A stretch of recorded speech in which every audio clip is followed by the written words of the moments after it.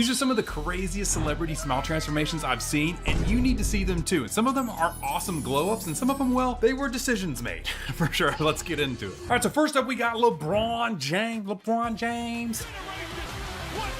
And just kind of looking at his early photos here, you know, we've got, you know, a lot of chipping, grinding. It actually looks like he had a little bit of an underbite. So he grinded like this in his sleep. So he's got kind of all this grindiness we've got going on there. So you can see in some of these early photos here, we're actually missing some teeth here in the back that looks like they've gotten replaced. And so what does he look like now? Well, let's take a look at it. As you can tell now, he's got actually pretty nice straight teeth. It looks like he got a little bit of mild, you know, Invisalign done or something like that. And he did probably get an implant to replace that tooth is my guess. Now, another thing is he actually has a little bit of some teeth. I don't know if these are permanent or if they're still in there, but he's got some bling bling in there. He's got the LeBron James logo in his canine there. And, you know, overall, you know, it's a very mild but well done. I like LeBron James smile. It doesn't look too crazy to me. So I'm going to give this one a B because, I mean, I think it was just really well done, simple smile translation, but he really wasn't that terrible to begin with. So it's not too crazy. All right, next up, we got Mike Tyson.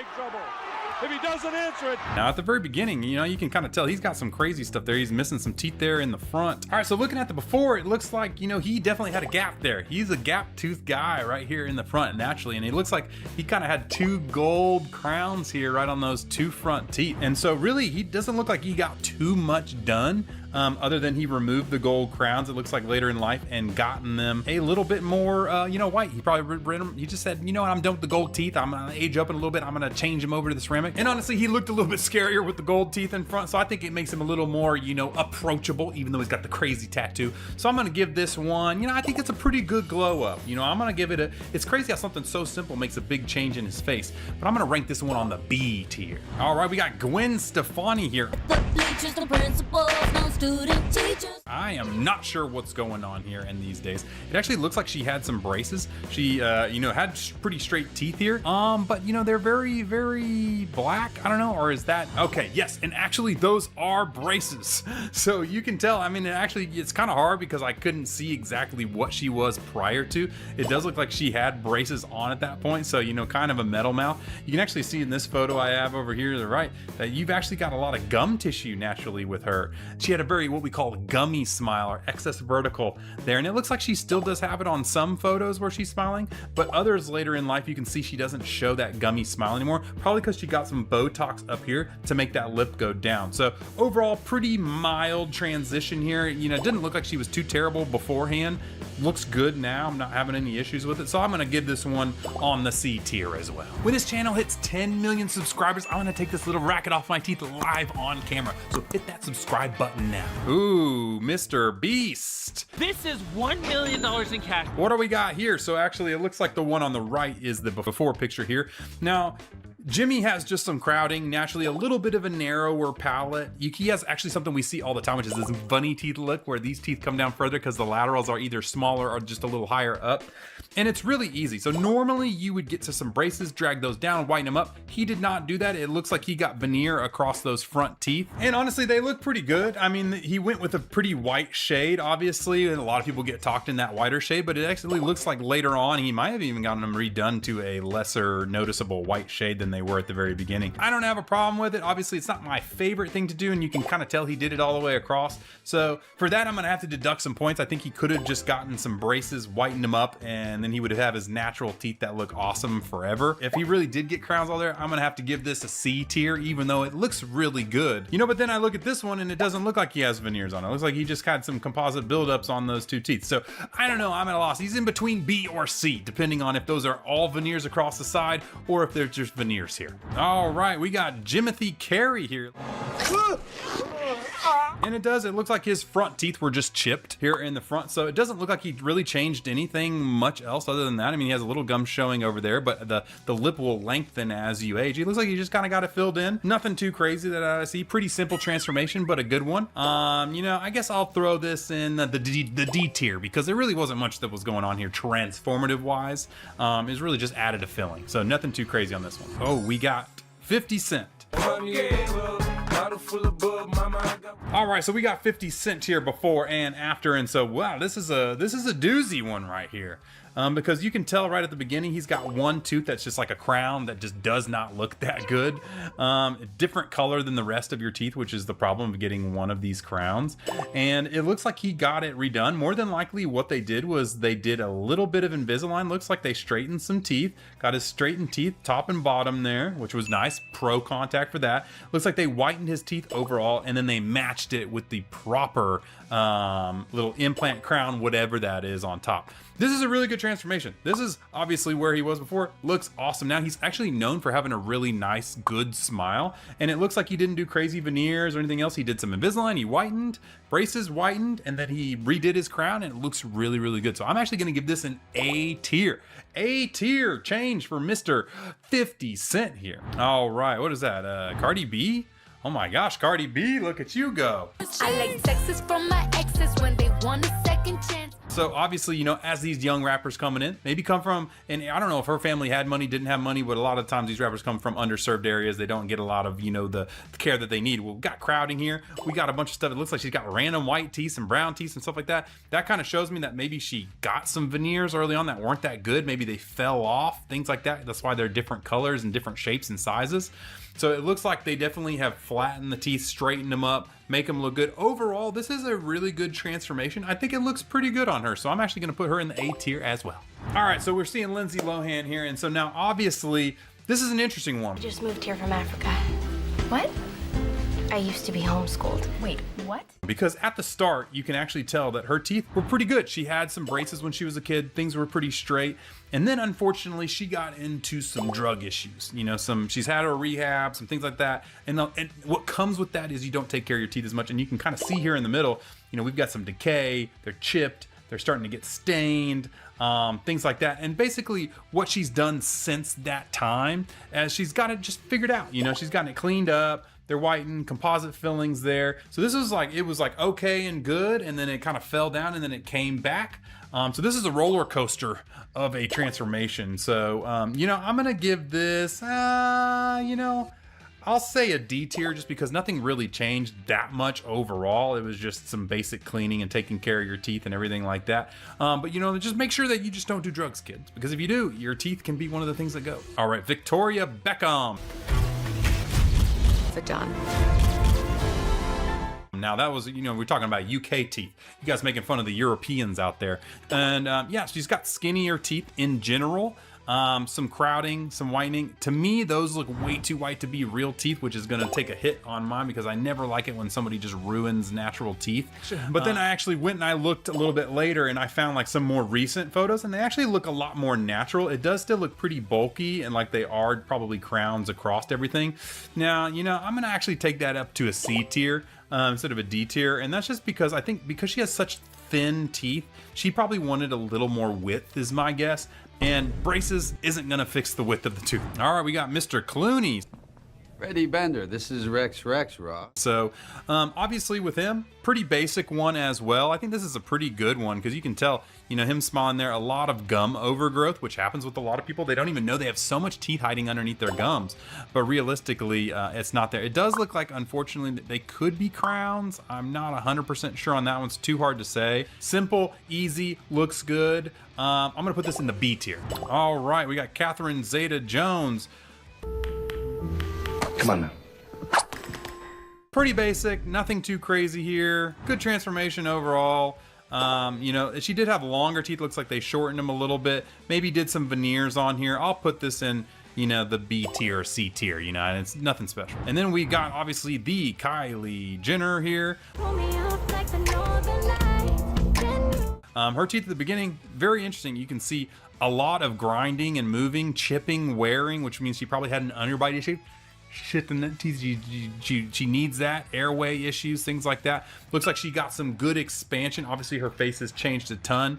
And you know, it looks a lot better for sure. You can still see like this canine's still a little higher there, and she naturally had that cant when she's going. So that shows me that they probably didn't do a ton of crowning on her, maybe some tiny veneers or anything. Overall, good, solid. You know, I'd give this a B tier, maybe an A tier actually, because it looks really good. I mean, they got done a lot. They expanded her out. Everything looks really good there. So I'm not too shy about that one. That one looks good. All right, we got Mr. Simon Cowell. Overall, it doesn't look like really much happened to Simon. Yeah, I mean, it looks like his smile has really relatively gone unchanged for most of this. You know, I mean, seeing it's a little bit kind of funky here. Looks like he just got some whitening. It doesn't really look like he's got many crowning or anything like that. He probably just got some whitening. Very well could have maybe got some very mild veneers, but if he got the veneers, they're very natural looking. So nothing too crazy about Simon. You know, I give this a D tier just because it doesn't really look like much has changed other than a little whitening. It doesn't mean it doesn't look good. It does look good, but it's just not like that crazy of a transformation. All right, we got Conor McGregor. He's in the black trunks, green trucks. Simple stuff too. It really looks like he just whitened his teeth. Nothing crazy here. Yep, nothing to say. I'll give this, you know, C or D tier as well. There's not really much of a transformation there. All right, what do we got? Ronaldo's teeth. Oh my gosh, look at that. So we're missing a tooth. Let's pause it right here. So obviously he's missing a lateral incisor here from looking at this. So yeah, pretty gnarly. It's kind of crazy to think that his teeth were...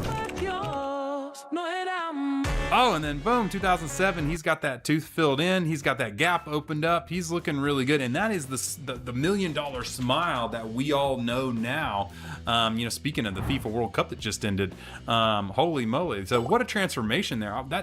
That could almost be an S tier transformation. Let me look real quick. So yes, I would say after looking at this, we got a missing tooth. We got teeth everywhere. We've got all these things going on. And then he's got obviously them filled up. It looks really good. I'm gonna give this an S tier from the boy, S tier. All right, Zac Efron had a space, a little gap between his teeth. I can see that. Transmit, that's just some simple Invisalign braces. Looks good. I love this transformation. I think Ball tape. Dates the pretty girls. I think it's really good. You know, I actually think it looked better, you know, right here. And then he becomes, you know, gets a little further and he gets kind of tricked into maybe some veneers over the top, maybe some unnatural white coloring. I think he actually went good to worse. So I'm actually going to give him a B tier. I would have given him an A tier, but I'm going to put him in B tier just because it looks like later on in life, maybe he went for a little unnatural white color, which I'm not a fan of. Oh my gosh. Tom Cruise. He's about a quarter mile west of you, turn right. Okay, I just want you guys to know what's going on here. So at the start, my boy had some rough looking teeth, okay? And look at him go. So you can actually see here at this part where he's got braces on, if you follow his nose down, his central incisor is not, normally it's the gap right in the middle, his tooth was in the middle. So that had to get all shifted over, bites had to be corrected. He was in full braces. And then look at him today as this changes around. Now he's still not perfect, but he's very close to his midlines actually being on with the middle of his teeth. Not near as bad as it was. Obviously, this is a big famous transformation. I can't do a ranking without putting Tom Cruise in the S tier transformations. I was waiting for that one. All right, so we got Miley Cyrus. She got some teeth there. Talk to myself for hours. Doesn't look like anything too crazy that I'm seeing. Obviously, she's not wanting to close her mouth there, so something must be happening. Okay, teeth are now a little bit straighter. Looks like she went through braces or Invisalign. Doesn't really look like anything crazy. Looks like they're still natural teeth. Looks like she kept her natural teeth all the way through with just some whitening. Yeah, I like this so far. It doesn't look like, it looks like she's keeping her smile over the time. Looks really good, nothing unnatural. Ooh, she decided to close her mouth there in 1819. She was having a phase where she didn't want to chat anymore. Yo, Miley, where's your teeth at?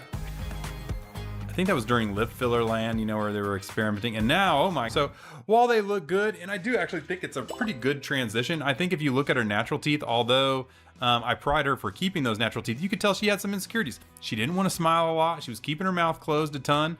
Who knows the reason why that was? So in that ways, if she really needed to go unnatural to get that, I'm fine with that. I think they actually look really good. I'll give it a B tier transformation for me.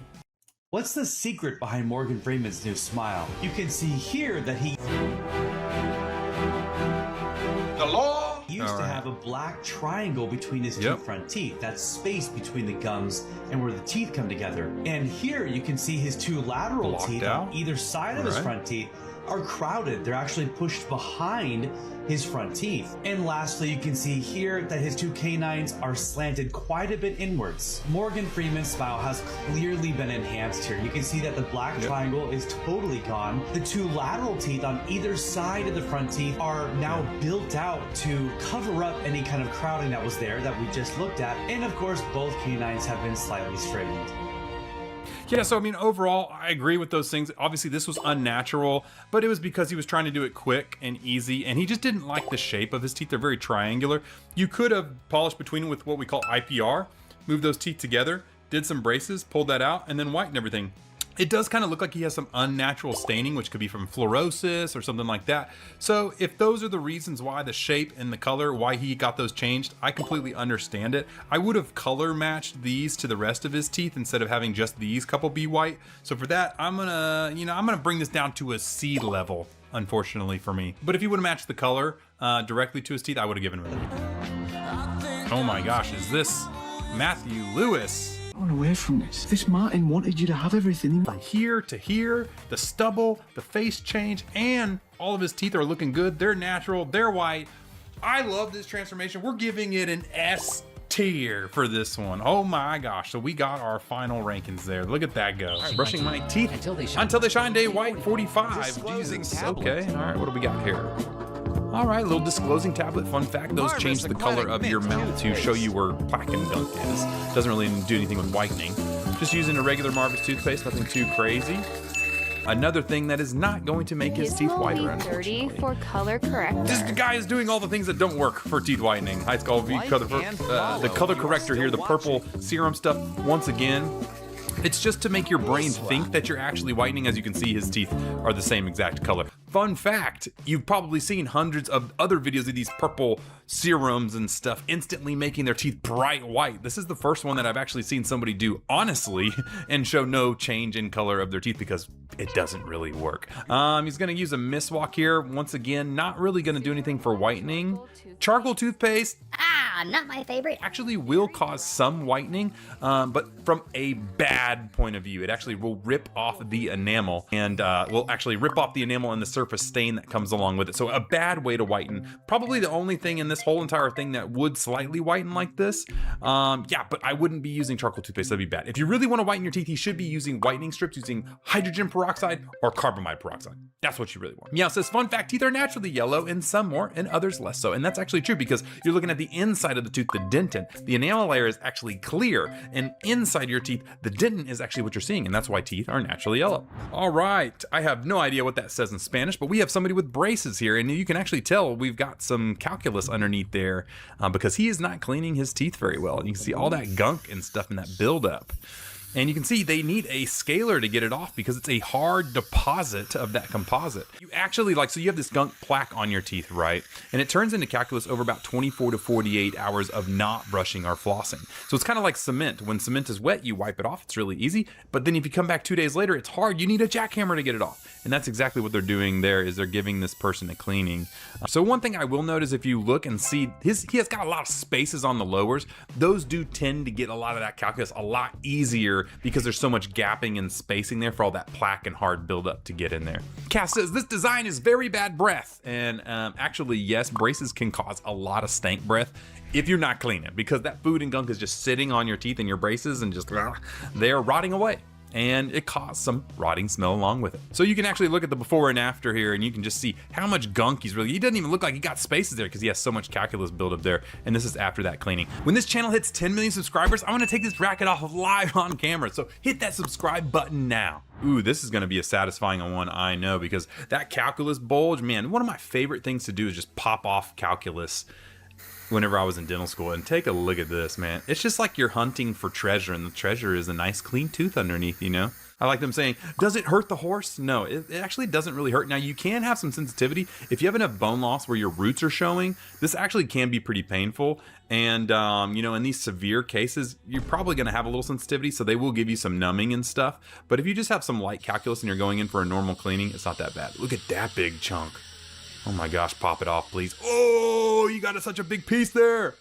And you can see the gum tissue is pretty inflamed underneath too. Oh my gosh, look at that. That's really interesting. You see how wobbly that is? That's because when you have calculus and stuff like that, it actually affects the bone. It inflames the bone and that bone will dissolve away, meaning that there's nothing left to hold that tooth in anymore. So that tooth is just wobbly bobbly. And even Rashavi says, as a dentist, scaling is my favorite thing to do. It is so satisfying. And yes, it really is. It's actually really fun, I'm not gonna lie. But it's not just humans. It's dogs too. You thought that the satisfying scaling was only for humans? No, it's dogs. Oh my gosh.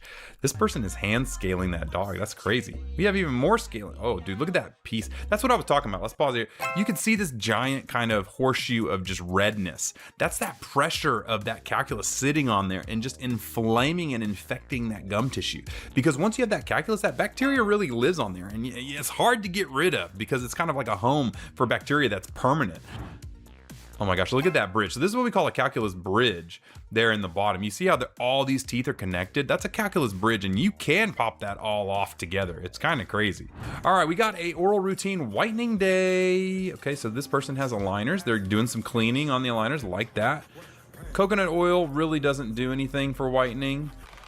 Okay, we got some whitening strips. I do believe those were hydrogen peroxide whitening strips, so I'm happy with that. That will actually whiten your teeth. Not in 1 hour. You're not going to get like some crazy 1 hour change. It's going to take you 21 days, 14 to 21 days of using these whitening strips to get a lot of big difference out of it. Emmanuel says oil pulling is truly a cheat code. No, wrong. Actually, a lot of the studies show that oil pulling really doesn't do much. In fact, the only thing it really does is the swishing effect. The mechanical swishing act would actually get rid of some of that surface level plaque and stuff. They look good though. I mean, I'm not gonna lie, her teeth do look pretty good there in the end. Another thing I will say is, like, I don't care if you oil pull as much as you want. I just think that the cons and the time it takes is not worth the squeeze, if you know what I mean. All right, this person is doing something different for their whitening. They are doing, they're using turmeric and coconut oil. You're gonna take a spoonful of coconut oil and Or coconut turmeric powder. goop, That in, and you're gonna make and just making it into a paste, I'm assuming, and doing that. Use a dollar store toothbrush. Yeah. I think you're better off using like a baking soda and peroxide mix with some coconut oil like that if you really want to make a thing like that. Turmeric is just not going to really do much. It'll add some abrasiveness to kind of help a little bit, but really all you're doing is making a really nasty tasting, stain bomb. It's going to stain your toothbrush. It's going to stain your sink. It's going to stain, a lot of things. So it's like, and the time it takes, like she's brushing for like she said, 5 minutes, hold it there for 5 minutes. Like, no, there's other things to do, and you may, at the end, you may rinse all that off and assume whiteness, right? Because what you did is you're looking at your teeth that are super yellow because of the turmeric. It's kind of like how the purple High Smile serums work. And if you look at her toothbrush too, you'll see it's stained yellow. And you can see the plate here is stained yellow. So imagine what your white sink is gonna look like. If you're new here, I post videos like this every single week. So make sure to hit that subscribe button so you don't miss the next one. All right, flossing. Ooh, yeah, now that's actually a good floss. A lot of people just pop in and out with their floss. What you actually have to do is go wrap around the tooth and go deep into the gum pocket. You can actually see how deep she's getting along the sides of the teeth and how much gunk was there. You didn't see any of that gunk until she got in there. That's actually how you should properly floss. Brixton says, that breath is kicking. And yeah, your breath will definitely start kicking if you're leaving gunk and stuff hidden up into your gums like that. All right, what is so satisfying about this? Okay, he's popping in with a nice, he's getting in there. I like that. Oh my gosh, look at that gunk. That's, my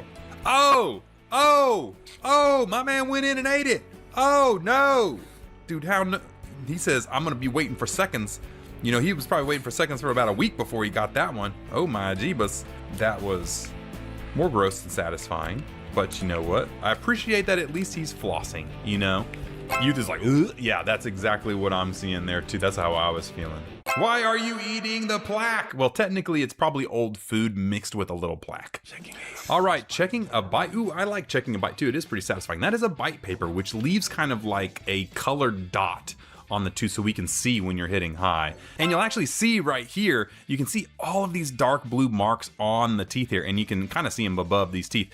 What this shows is that this person is hitting really heavy on all of these front teeth here, and you can see some of these spots in the back that they're hitting on. This person is hitting way harder on the front than the back, which isn't necessarily a good thing. Like, you can hit on the canines and stuff, and that's good, but you do want kind of equal occlusion across the bite. Lynn says, this is how these work. I always thought they were something on the paper and not on the teeth. And I know that totally makes sense. You're probably thinking like, and then they're looking at the paper, and there is actually different types of paper that you can do that on, I think. But this one is actually meant for us to see, to equilibrate is what they call it. All right, what do we got here? Oh my goodness. So it looks like that was a composite filling, and they're pulling out a packing cord. I know you probably think that's a piece of food or something stuck in there. That was actually placed there by the dentist, and normally it's soaked with epinephrine to actually basically stop that area from bleeding. And oh, this is why. And you can actually see why here in the before, because this is what it looked like before that filling you saw was on there. And so he had a big, nice filling underneath there, and then we had to pack that cord in there to make sure that he could get that composite on there safely without infecting the tooth or getting problems and stuff like that done. All right, so we got a little filling here. I love doing fillings, man. They're so fun. It's like you're uncovering a hidden, passageway. And so you can see that it looked small from the top, but whenever you start going and uncovering this unsupported enamel layer here, it just kind of breaks down and there's a giant cavity or hole in the tooth. And then now, like you said, we got the preps done. Now we're etching. That's getting the enamel ready, adding a primer there, and then we're gonna put the glue in. There we go, the glue just magically in there, and now they're polishing it up, and that is how a filling is done. They drilled small, precise holes into the teeth using sharp tools, making sure not to hurt the nerves inside. These holes were just deep enough to make a pocket. Okay, first off, enamel does not look like that, okay? You can't just like magically make a dip in your enamel, okay? Then they chose gems and carefully shaped them to fit perfectly. Fun fact, the Mayans did have, they actually did do this. The natural cement to keep the gems permanently secured in the I don't know how they would have added cement, but they actually did do this. You can actually look at like ink and like they use like gold wires and stuff, and they put like gems in their teeth, and they actually found skulls with these like gems and stones inside their teeth. Aunt Posey says the Mayans were smart enough to know that gold should be used medically and not just for fashion. That's true. I'm pretty sure that you can find like some gold wire like stuff going on where they would like try and like wire in teeth that had fallen out, and they used to trade teeth, and it's kind of cool, weird too. All right, looks like we got a cavity filling here, and I want to pause it first so you can see that this is actually a real tooth. It's in like a training dummy, but it is a real tooth, and that is what decay looks like. You see how that brown kind of cheesy look to it looks like? That's what happens when your inside dentin layer, which is a naturally softer layer that's yellow, will actually turn into this cheesy brown, scoop. You can literally scoop it like ice cream. It's pretty crazy stuff. That X-ray is formed, so this is actually really interesting to see. So this is the pulp. This is what you can see, the pulp chamber and the roots and everything like this. Well, this is the cavity. You can see that giant circle cut out of the cavity actually goes into the canal there. And we actually got to be careful here, because if you get too close to this and you go into the root canal, or it gets into the nerve, you got to give him a root canal. And so that's interesting. Let's see how this goes. So he's giving in the injection for the anesthesia, scooping out just like a thing, getting in the round burr. That's a great way to get all this stuff out without, damaging too much, because remember, we're close to the nerve here. Because you can actually see right here, you can see this is the dentin layer, but right here, this is the root canal. And you can see the two roots here. This is where the nerve would have sat. And so they did go all the way in. So they are going to need to do a root canal on this tooth, but he's getting it ready here. All right. And then now he's ready for the root canal. You can really see the two roots there. Oh, he's pulling the nerve fibers out. He just yanked that nerve right out. It's always satisfying when you can pull a full root out like that. And then they're getting it ready, increasing the file size to make it big enough to put some what we call gutta percha in there. Some more cleaning, some more disinfecting, and then now they're doing some paper tips to get the stuff out. Now they're adding that gutta percha in, which is that kind of sealant layer to seal up the roots. And then from there, they're going to put their, their base materials in and their cores and all that type of stuff. So let's see how they do it. We're lighting it. Ooh, they're putting a fiber post in, it looks like. Oh, no. Yeah, no, they are putting a fiber post in, which is that little fiber thing in there with some composite to kind of really bulk fill it up. Now, normally you would want a full crown on this material. It looks like they oh, there we go. Yeah. Now they're doing a crown prep on it, which is prepping it to get ready for a crown here. Now, they had to build it up first before they did the crown prep. And then you put your crown on top of that. That's actually a really good crown prep. I'm gonna do an impression to get ready to make that crown. Oh my gosh. And then this is really cool. They did the wax mold there of the crown, got it built up there. And then now we're putting things in. This was actually one of the most fun things to do in dental school. And yes, I had to legit make a gold crown in dentistry. And you can actually see here this wax version of the tooth. We actually had to, you have to hand wax that by hand and carve it and sculpt it and make sure it's perfect. And Potty says, I'd rather just take it out. This hurts by watching, yo. And no, I would definitely not do that. Try and save every single tooth you can, because I promise you, once you get rid of that tooth, you will wish you had it back in your mouth. Trust me. What do we got? Yes, this is also dentistry. Oh, I've seen this. Yes. there are certain people in the dental community that are specialists, and they end up doing some ophthalmic stuff like this. Let's go back through that again. I want to really appreciate that. And then they cut it all off, steam it, try and match. I mean, honestly, the color match on that is pretty insane.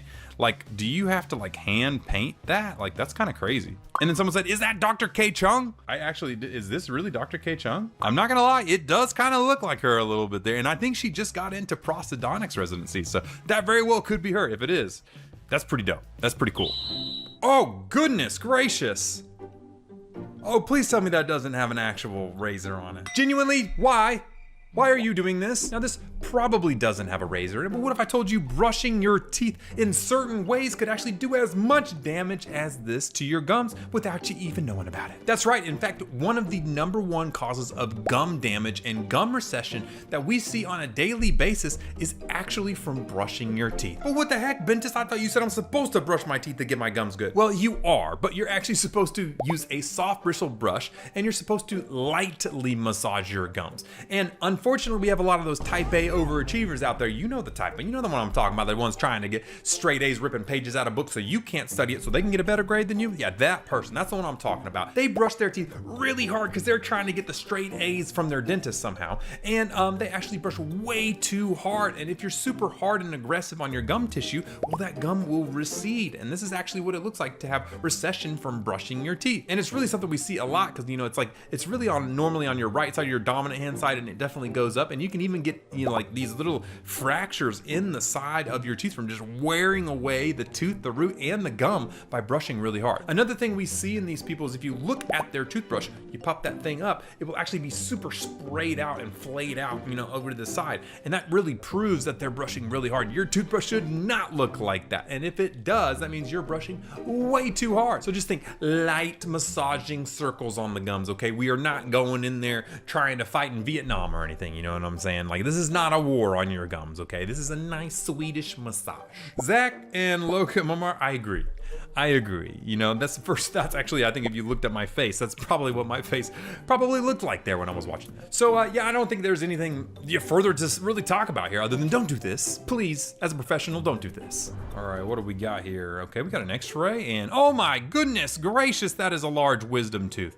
Okay, so the first thing I do as an orthodontist is I count the molars here and I see 1, 2, 3 in capital letters repeating because that is a big old monster wisdom tooth. So what you're actually looking at here is more than likely tooth gemination, okay? Now this is where your tooth bud actually splits and then kind of forms this one massive tooth here, and you can actually tell it's got 1, 2, 3 different roots there, and so it's probably this splitting and combination of a tooth there together. You can have this other way, it's called concrescence, and that, I believe that's the term. It's been a long time since I've been in dental school, but that's where you have 2 legit teeth and they just happen to like kind of seal together. This is like 1 tooth split in 2 combined. It's like a Frankenstein tooth. You can also have fusion where 2 join together, but then they wouldn't have a second molar here. It'd be like the second and third molar became 1. In this case, I got 1, 2 wisdom teeth, and then those 2 wisdom teeth came together to form this monstrosity. Oh my gosh, Anonymous says, full of wisdom. Yes, you're full of something, all right. And Sophie says, is this 2 molars or 1 massive one? Well, it's 2 massive 1 molars.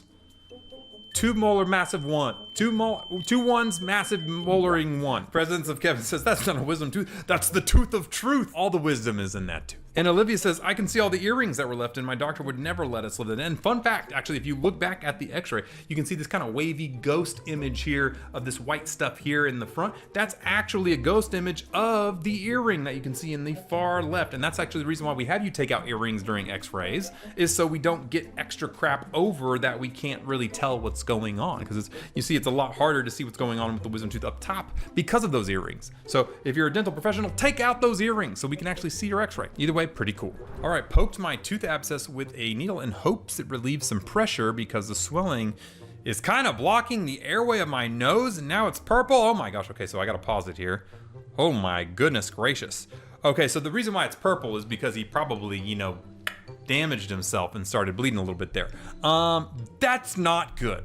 He needs to go to an ER or a dental professional ASAP, because I will tell you one thing, if you're having abscesses, which is basically, so let me get out the tooth models here. Which one's best here? Okay, so you can see how these roots are all infected here. Well, if it gets infected, it goes down. I don't know if you can see down inside there, but there's these two little balls here. That's the infection starting to form what's called an abscess. And as that abscess spreads, it has nowhere to go, so it starts to make its way, and that infection goes out elsewhere.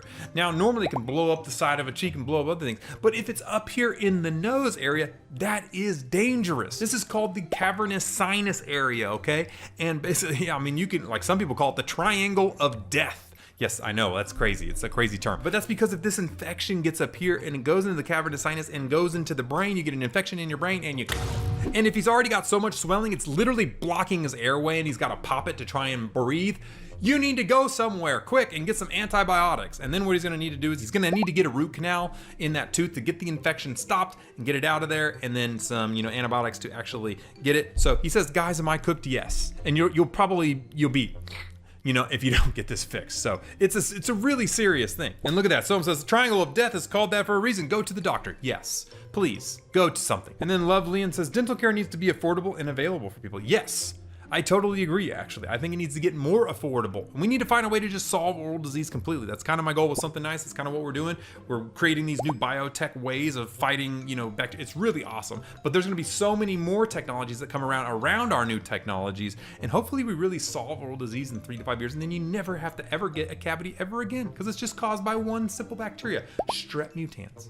That's it. Ooh, and Thoughtful Wolf says something good here. It says, if you have no dental insurance, you can call a local dental school. They always need patients and it's often very low cost. Completely true. If you're in an area near a dental school, yes, go in and they can take care of you, especially if it's an emergency, and you can get it done at a pretty low cost, if not sometimes free if you have to. But this guy needs to get this checked ASAP. Does not need to be posting this stuff on TikTok. He needs to be going to an ER and getting some antibiotic stat and then going to see his dentist to get a root canal done. What's up, Ooh, little Yachty. Or What's up, Mr. Yachty?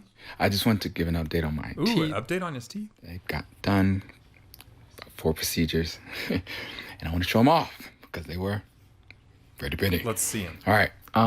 Oh, snap. My God. Got these diamonds implanted, and then go there. Dude, look at that go. Just showing y'all my teeth. Okay, Mr. Yachty, let's go ahead and give him a little comment here of what he got going on, because I got a bunch of people tagging me and said, did he ruin his teeth? Yada, yada, yada, whatever. Okay, now, so there's a couple things. If he had perfectly fine teeth and they shaved them down to put crowns on, yes, technically he did damage his teeth, okay? Not my favorite thing to do. But if he already had dental restoration somewhere back there and he was getting crowns replaced, I think gold is actually a really smart decision because it's a better restoration than a zirconia crown or things like that. It's just, we didn't use it for a long time. 1, because of cost, because gold can get expensive.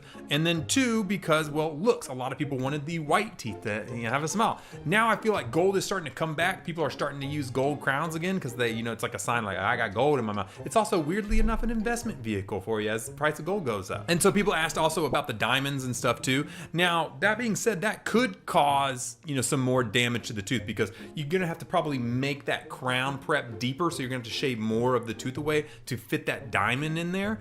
So the crown prep is probably a little more aggressive, but really this is basically just a crown with an inlaid diamond in it. It's just a really expensive crown, you know what I'm saying? So what do I think of little Yachty's things? I think they look really good. I actually like them a little more than just a basic gold crown. Unfortunately, I do wish he probably wouldn't have ruined some of his teeth. He did say that he didn't like the removables anymore because they always fell out and he lost them and things like that. I get it. So going to a permanent crown, as long as he got it done by a dental professional that made sure the margins were sealed, everything was good, I think it looks really good. It achieves what he was trying to do. Do I wish he would have not ruined healthy teeth? Yes, of course. But if he was going to do it anyways, he chose the right material in gold, and I think they look pretty good. You know what I'm saying? He achieved what he was trying to achieve. Max says, what's up, Yachty, or Boat? Yeah, what do we call him? Little Boat? What's up, Mr. Boat? And he says, all he came to do was flex. Yeah, he did. I mean, he did kind of flex on us, though. Those diamonds were very large, and they were in every single tooth. Not to mention the cost of gold. Getting a gold crown right now, you must be making money. Shay said, but your teeth were perfect. Yeah, he did have really good teeth, dang. I didn't even realize that. But at least I'm glad to see him happy, and hopefully we find a way to regrow tooth structure in the future.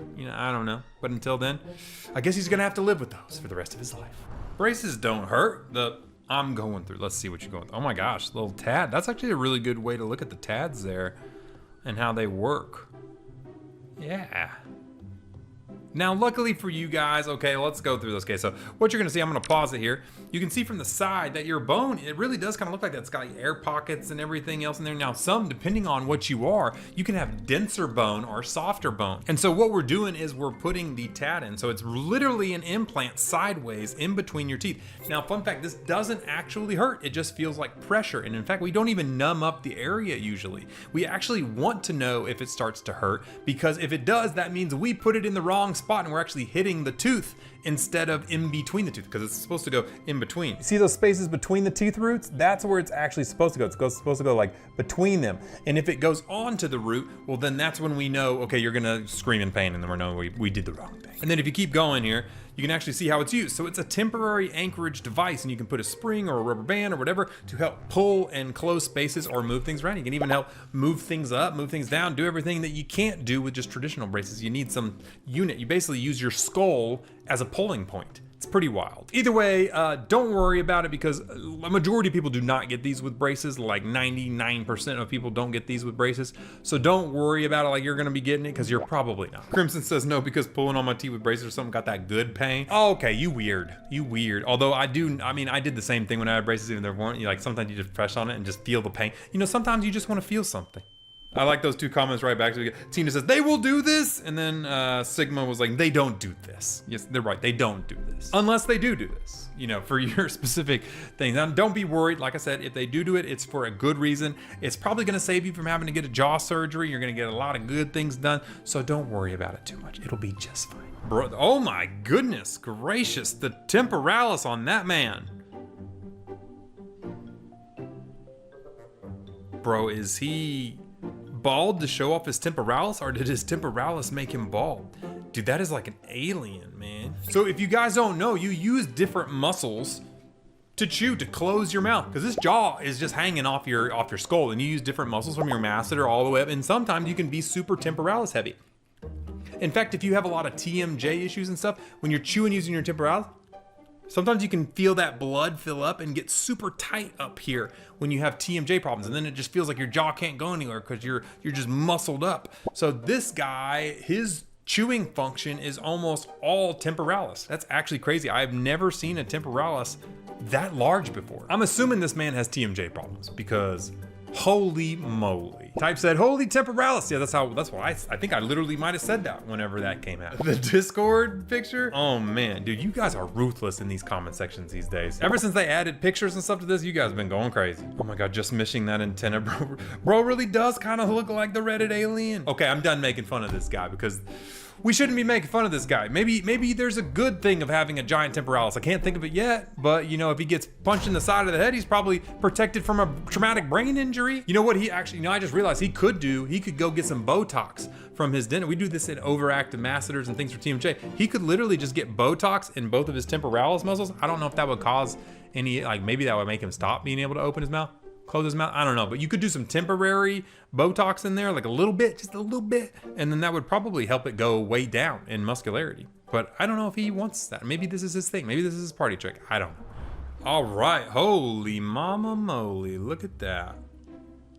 That is a big time right there. Oh my gosh. So you guys tagged me a bunch in this, said a couple things. First off was like, what is this man's gum brain doing hanging out in his mouth? A lot of people asked, hey, is this what it looks like inside a tooth? And the answer to that answer is it's gum tissue, and no, that is not normal. In fact, what happens is you normally have a broken down tooth. Like you can see there, that tooth is kind of broken out and decayed in like a shell of its former self. We actually see this a lot in baby tooth because they kind of hollow out on the inside as well. And guess what? Gum tissue is like a living, growing being. It's like a weed, you know, where there's like inflammation, nastiness, the gums will actually grow into that area. That's why you see gum overgrowth in people who like get in braces and they don't brush their teeth and kind of gets nasty and the gum overgrows, stuff like that. So the gum will actually grow into areas that aren't cleaned very well. And so obviously there's a lot of decay, nastiness in this tooth. So basically that gum just grew up like a clam into its own new home. You know, like one of those like conches where they all like grow up into a new shell. It was like a sea conch. It was gums living in a tooth home. You know, they just grew up, got bigger, and so whenever they popped and broke off that tooth structure, which probably what happened, they broke off half the tooth, now you've got these little gum pods of where it formed on the inside of the tooth. And that's the same thing we see in the baby teeth. You'll actually pull the baby tooth off sometimes and there'll just be like a lump of gum tissue there. And then the mom is like, what is that tumor in my kid's mouth? And you know, I have to reassure them, no, that's just gum tissue, it will go away. And it does. It actually kind of goes down. Now, sometimes if it's really nasty, you can just laser it and cut it off. But for the most part, it does tend to just kind of recede and go back on its own once you can clean it and get it out of there. Either way, really crazy looking. Now, I'm not gonna lie, I was looking through these comments and they're all in a different language, so I don't have anything for you on the comment side today. All I can say is to avoid this, you know, brush, floss your teeth. You'll watch my videos, you know, little subtle plug there, hit that follow button. And you probably won't have this happen to you, but if you are a kid or you're a mother and your kid does have a baby tooth and you're seeing this pink tooth form, it actually forms like a pink tooth. It looks like a pink tooth. That's just the gum tissue underneath and maybe a little bit of blood coming in there. You're gonna be just fine. All right, you guys tag me. What are you guys tagging me in? How are his nostrils so big? Did he just say his mouth? Oh no, oh my goodness. You know, when I give you guys the responsibility of tagging me in this week's videos, I don't mean you should abuse that power, because I feel like I've been abused. I got so many questions though. I mean, I know that thing was burning in there. My man is gonna be smelling mint for like the next month and a half after that. How is his nostrils so large? Are they stretched? Is it AI filter? Is this AI? I bet you that's what this is. This has got to be AI. There's no way that this is real. I know y'all said some crazy stuff in the comments. Someone says, does anyone else need this with the Men in Black? Yeah, I need that. Please, you guys need to stop tagging me and stuff like this, okay? I'm over it. She said, bro, I was eating. I know. Trust me, I know. And you think this is bad. What about all the videos that you guys tag me that I don't put on here for you guys to see? Yeah, that's right. It gets worse. He said, bro, I mean, like seriously, how are his nostrils so big? Someone's got to explain this to me in the comments. It's got to be an AI filter or something. But then again, he got the toothbrush up there. So I don't know. Someone's got some explaining to do. All right, how do I pull the baby teeth? Are growing in his big teeth. Let me see. Look, this tooth is already in. This tooth still won't come out. Oh yeah, I know exactly what's going on there. When I tell you I have seen this issue multiple times, and when I say multiple, all the time, this is a really normal thing that happens, and this is exactly what's going on. You see, a lot of times when permanent teeth come in, guess what those baby tooth do? They get wiggly and they fall out. But every now and then you get a baby tooth that is rock solid, and no matter what you do, and yes, even if the permanent tooth comes out underneath it, that tooth does not move. And this is what we call ankylosis. Now, ankylosis just basically means that baby tooth has fused to the bone a little bit and it's gotten stuck. And so basically it's not gonna fall out. And so even though these teeth literally look like they're about to physically fall out and you could just go and pluck them out like normal, they're pretty rock hard and rock solid. Now, this actually happens a lot in a baby tooth called the E, which is back here. It's actually where your premolars come up, and those get ankylosed all the time. And we actually can tell it's ankylosed because the other teeth will go up higher and this one will stay sunken down. And we also have issues in braces with ankylosed teeth. So if you ever had a canine that got stuck up here and it got ankylosed or stuck to the bone, we try and pull it down. Well, all the other teeth come up and that tooth doesn't come down, and then we have to get it actually pulled because it's stuck. Now, in this position for a baby, it's gonna be pretty easy to get it out of there because you basically just have to kind of pop it and pull it out. It may take a little numbing and a little bit of plier work to get it out of there, but most of the time, ones like these are pretty easy to get taken care of. And I would definitely recommend getting it taken out because it's gonna block some of these other teeth from coming out. And if it really is truly ankylosed to the bone, it's not going anywhere. Let's see if anybody caught it in the comments. Just a lot of people just hating on her for not going to the dentist. I'm sure she probably is gonna take him to the dentist eventually. She's like, do y'all take kids to the dentist today? Girl, go to the dentist. Stay out of my nephew's mouth. Take him to the dentist. If he was going every 6 months for a cleaning, they would have gave you a solution. Listen, I get it. And actually, I mean, she probably was just thinking what most people do, and actually what we tell people to do most of the time is just be like, it's fine, they're gonna fall out eventually, it's not a big deal. And the kid still looks pretty young. But in this case, if it's still hard and the permanent teeth are coming out and it's still not wiggly at all, yeah, you're probably gonna need to go get something done. And as always, I always recommend around 9 years old, I would definitely go to an orthodontist as well, just to make sure everything is going well there, because sometimes we can catch stuff early and we can fix it before it's a problem later. And actually there down below, she said they did go to a dentist. He said that they will be pushed out by the new teeth, but I'm scared because these big ones coming in fast. So like I said, a lot of times when we see that, we're gonna make that initial claim, be like, they're gonna fall out. Now, eventually, if the other teeth are in and they're still hard in there, we understand, okay, well now they're on close, now we gotta get rid of them. So more than likely next time she goes to the dentist, if they're not already out or they haven't fallen out, he's just gonna tell them, let's go ahead and get them out. Either way, still looks pretty funky. All right, I could never brush my teeth with bar of soap. That's weird. Well, that's because it is weird. And look at her go. She's just brushing her teeth. And actually in the thing down below, it says, I love my bar of soap. It gets so sudsy. People think I'm insane or crazy for doing this, but don't complain about pairing soap in their children's mouths. That's a little weird, I'm not gonna lie. And actually, fun fact, that's why a lot of people don't like natural toothpaste, or they have an initial issue with it, is because it doesn't suds enough. And that's actually because of this thing called sodium lauryl sulfate, which, guess what? It's basically just soap. And actually, weirdly enough, it's banned in Europe as well. And so that's why any good toothpaste brand, like our Zero Pro and our regular Zero, we actually don't have SLS, we don't have titanium dioxide, we don't have like all the weird dyes and stuff. So I mean, you wanna find a brand that you can definitely trust, but yes, I get it, you guys like the sudsiness, but it's actually not good for you, because it's basically this soap that's in all this stuff. So if it suds a ton, then you wanna look at the back of your toothpaste and you'll probably see sodium lauryl sulfate or some type of sulfate, and that will actually show you that they are actually using this. So unfortunately, a lot of your legacy brands still use it. They have not changed at all. It's actually very few of us that are doing things the right way, I believe. You know, in our Zero, we don't have SLS, no titanium dioxide, we don't have fluoride, we don't have all the crazy coloring and stuff, but we do have all the good stuff. That's science back, like xylitol or nanohydroxyapatite. Another cool thing is our biotech product. We're the first in the world to ever do a nanolipid emulsion that actually directly targets the bacteria that cause oral disease for once. So I don't know, maybe just because it's sudsy doesn't mean it's good. And definitely don't think really brushing your mouth out with soap is probably gonna do much at all. In fact, if it's an antibacterial soap, it may kill all your bacteria in your mouth, which is bad. We actually have a lot of good bacteria we don't wanna kill.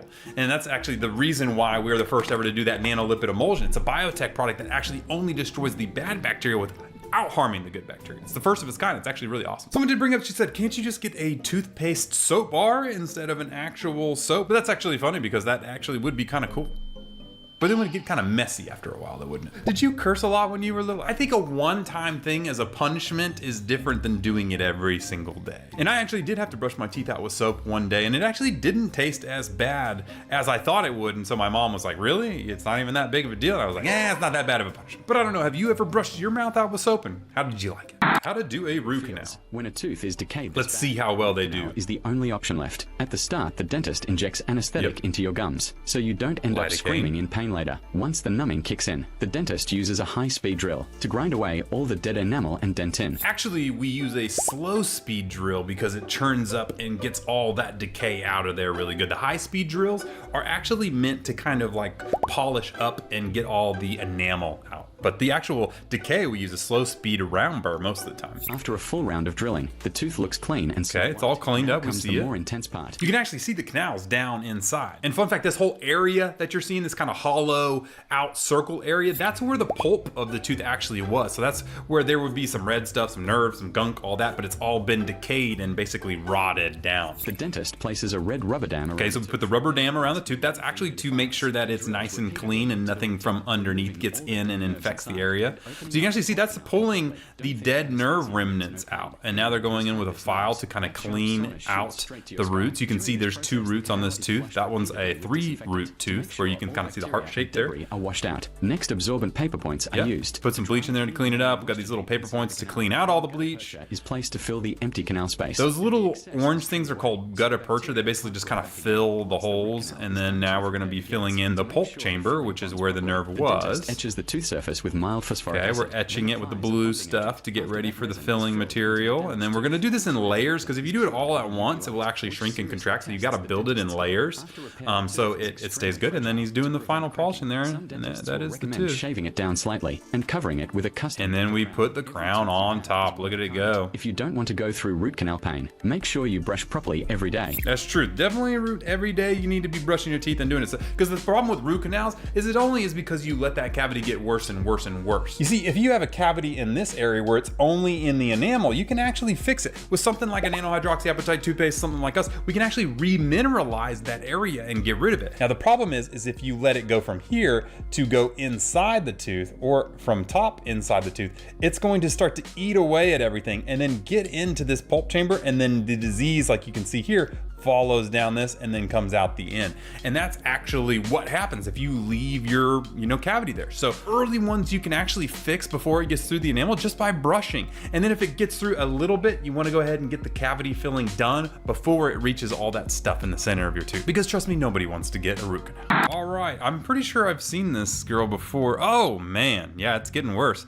Lost more of this tooth today. I'm not a professional, but I'd say it's not looking good. And in the comment she says, I couldn't even withstand some mac and cheese. So yeah, I mean, that's obviously not good, right? If your teeth are rotting and falling apart like this, unfortunately not doing anything to them and letting them go, kind of like we talked about earlier. If you're starting here and you have a little cavity and then you have a big cavity and then it's filling in everywhere, well, it's gonna start to eat away the pulp. It's gonna start to go down the root canal. It's about to start causing all these issues. And it's not just that, but it happens with your teeth as well. In fact, you can start out healthy and that gum tissue will start to eat away and drop down. And you can actually see it here. You know how you start here and then your bone and everything starts getting eaten away until, guess what? You can just pull the thing out. And if you pause it and look at her canine, I mean, that was her canine tooth and the whole front of it is completely gone now, which means that a lot of sugar or acid or something is getting on the front of these teeth that's really causing all this decay, and it's not stopping anytime soon. That is kind of wild though. That tooth is literally in half, which I understand why she's in so much pain. And regardless of what caused this, she needs to get it fixed. She needs to go to a dentist. She needs to get a lot of these things pulled. She's probably gonna have to get a majority of her teeth on the upper pulled and probably go into some type of partial denture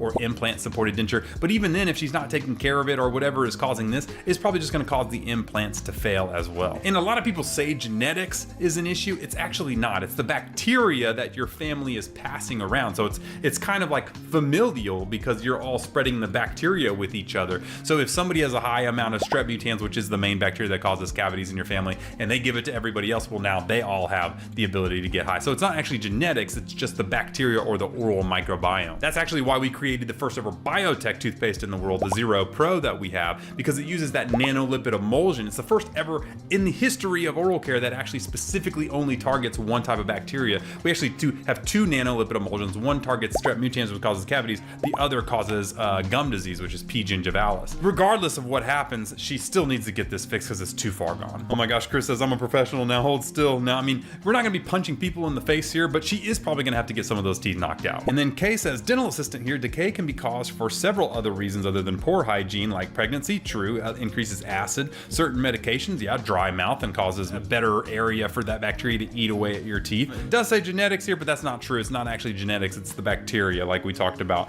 Why you gotta be so mean? Yeah, I mean, it's true. We don't wanna be mean here, guys. We don't know her situation. We don't know how she got into this. So yeah, you don't wanna judge, but unfortunately, regardless of if you're judging, not judging, anything in between, it doesn't mean that it's not real. The problem is not there and she doesn't need to get it fixed. So brush your teeth, and I would definitely recommend brushing with our Zero Pro so you're getting rid of that bacteria at the same time you're taking care of everything else.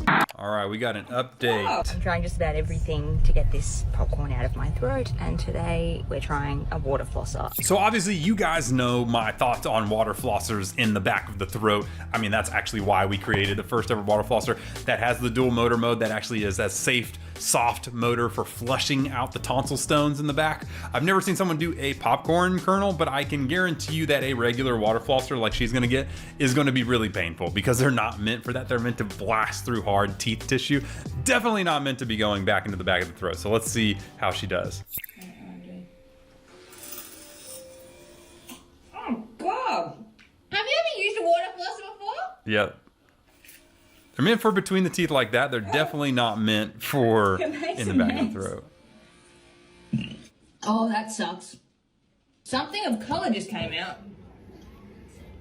So yeah, I know what that color stuff was. It was probably, you know, you bleeding because it damages your throat, and actually, like you just said, it hurts your throat and it sucks. And now you're in the ER. But here are my thoughts on stuff like this. So one, she said she got a popcorn kernel stuck in her throat. And I'm sure a lot of people have had stuff stuck in their throat before. Fun fact, almost always there's not something stuck in your throat actually. If it scratches your throat or cuts your throat, well, it's gonna leave this kind of itchy, scratchy sensation that feels like there's something stuck in the throat, when in reality, there's nothing in there. So more than likely, she could be shooting water down into nothing and getting nothing out of it. Now, number two is she's gonna damage it and make it worse by using a regular water flosser. There's a reason we made our AquaClean Duo and why it's one of the top selling water flossers in the world, is because it was not meant for just teeth bashing, which is what a regular water flosser does. It has the high powered modes for flossing in between and doing all that. And then we have the safe motor mode, which actually goes into the flushing with the patented nozzle tips and everything to actually flush out the tonsil stones and the back of the throat, areas like that. It's actually meant for that. If you're using a high powered water flosser, you're just going to literally damage, poke holes in, and hurt and cause more problems. And more than likely, there wasn't even a problem in the first place. She probably just needed to let it heal up and let that stuff get out of the way. Now, if she physically sees it and it's in her tonsil, it may not actually be a popcorn ball or kernel. It could be a tonsil stone, in which this case, AquaClean Duo would be great for that. I know you guys have been asking for this to restock for the past like 2 years or 6 months or wherever, how long it's been. And guess what? Version 2 is gonna be coming out soon in the next couple weeks. So be looking out for that. But if this girl wants one, she can find me, and then we'll try and send her one of the new ones when it comes out. And if the popcorn kernel is still in there and causing problems. Oh my gosh. Wait, what is that thing back? Oh my gosh. Wait, what am I watching? This is all happening so fast. Oh my gosh, so this is from an account called Doc Noy. It says in the caption, DIY braces bad result, which in that case, that's pretty wild. And so actually at the first thing you're seeing there, where they're kind of pushing with their tongue here, is actually, that's a broken off tooth, a rotted out tooth. And in the front, if we go to the next part, oh, that's crazy, bro. That her teeth are literally falling out of her face.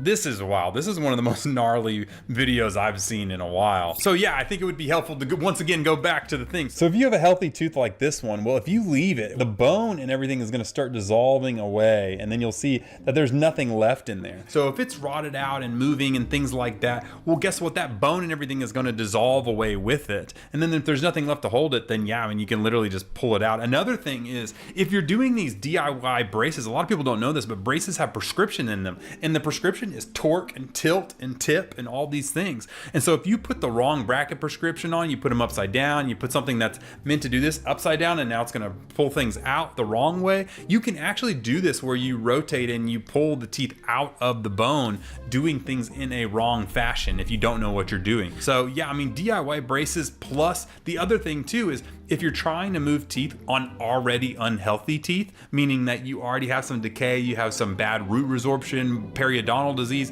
and then you just go slapping braces on it, it exacerbates that problem, makes it 10 times worse, 10 times quicker.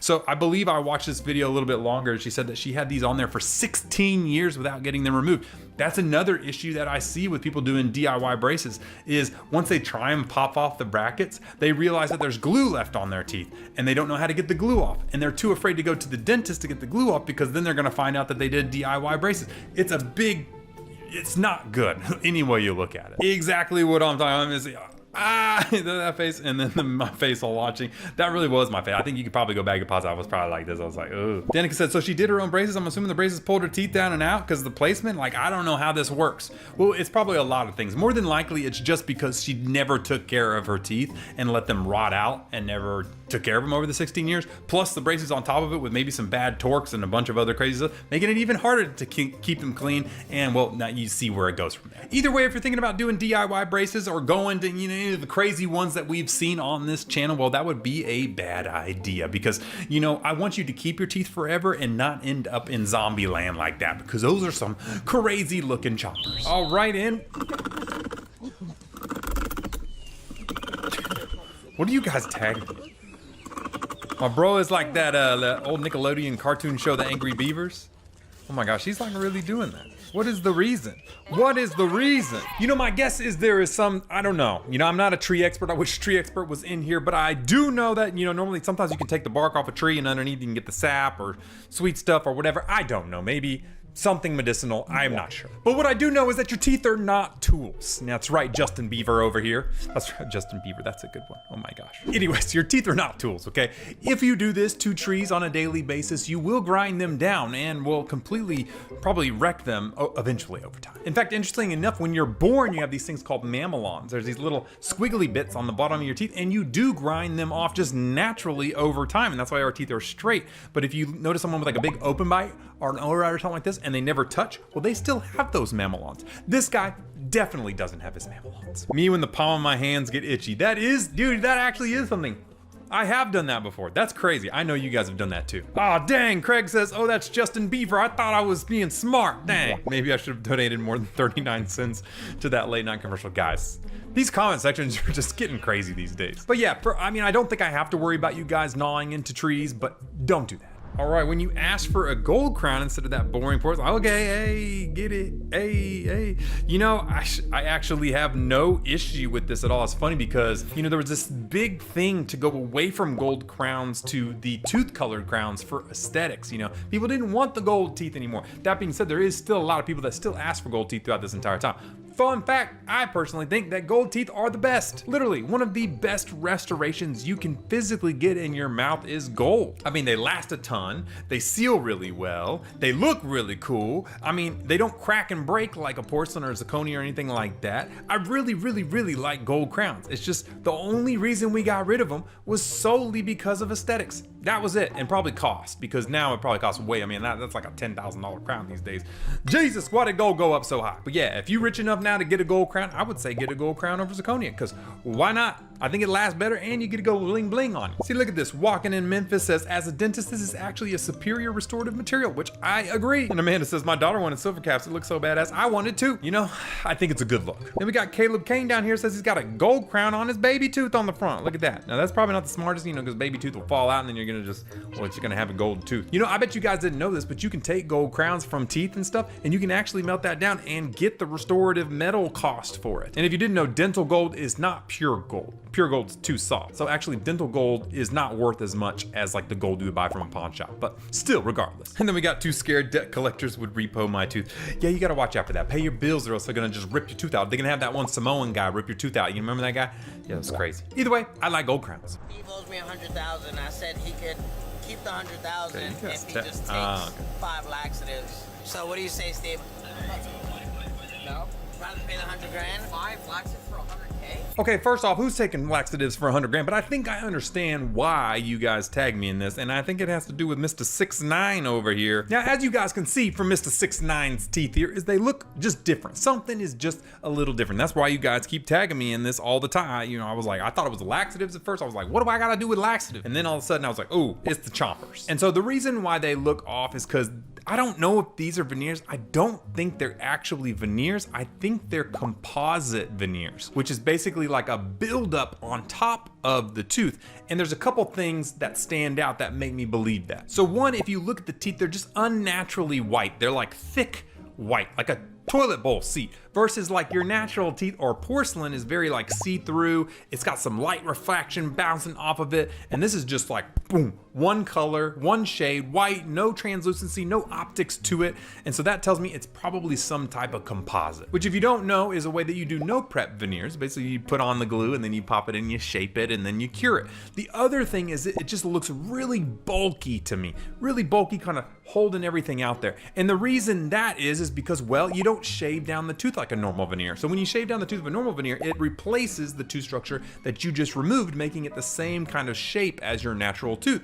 But when you do a composite veneer, you actually build that up over the top of the tooth, making your tooth, if it's this thick, it becomes thicker. And when it gets a thicker tooth, well, it just looks thicker. And then at some point it looks unnaturally thick. And I think that's kind of what we got going on here with Mr. 6'9". Now, if these are composite veneers, what he would need to do is just get them removed and get somebody who's really good at doing composite veneers and get those done there, because there are some really good people that are really good at doing the shade matching and then the different translucencies, and they can make it look really real. There's also 3D printed, you know, veneers that can go on the top that look really good too. And he could also get traditional veneers, or he could even get braces and a little bit of enameloplasty. But either way, all of those will make it look better than that kind of thick, white, bulky composite crown that you see here. Oh my gosh, you got people clowning him in the comments with the, oh man, the caveman guy, really guys? Now, one thing I would say is not fair to make fun of people for their teeth because, you know, it's probably aesthetically driven and he thinks, you know, a certain way about his teeth. He's conscious about it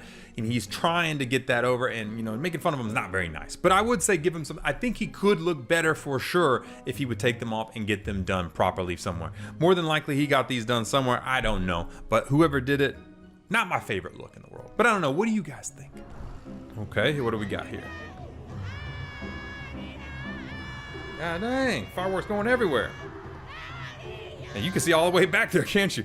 So obviously you guys are probably tagging me in this for one reason and one reason only, and that is, you know, you can really see up in there. And, you know, funny thing is a dentist, we can really tell a lot about your mouth just by there. So, I mean, look at when we're all the way wide open there, what do we see? So a couple things we can see is she's got crowding here in the front. It looks like she's also missing a tooth in the back. But one of the major things that we can tell is about your arch form. Now, when I say dental arch, I actually mean, you see how this shape is here. And you can have a couple different variations of this if you just look up and look in a mirror. Now, she actually has a fairly good rounded arch, even with the crowding and everything. That means that her tongue can fit pretty well and everything's looking pretty good. Now, you can have two other versions too. One is a narrow or a V-shaped arch. These people have a very narrow arch there, and this just means that we just didn't get quite the development of that upper arch that we want, which probably is gonna lend to tongue not getting in where it needs to, airspace problems, things like that.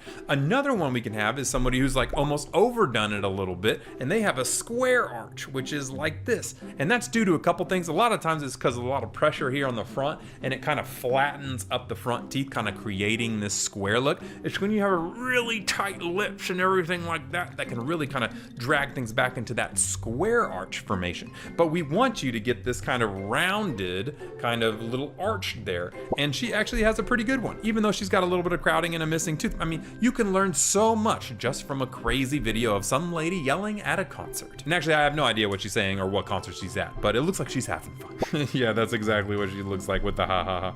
That's kind of crazy. Oh my gosh, they got freaking plankton down there. That's funny. Seriously though, she really was getting after it, man. Some people really love concerts, I guess. Wow. Alrighty. Ooh, we got, that is actually a real tooth, funny enough.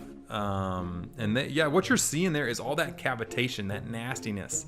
Really cleaning it up, getting a rubber dam on there. It looks like we're doing a root canal. So we actually do want to clean out the roots, the inside the roots there, and that's what those little drills are slowly doing, is shaping the canal and making it nice and smooth. And that's because when you put the gutta percha and things in there, you really want it to fit really nicely. So you can see him sliding in those to fit them so they're nice and snug.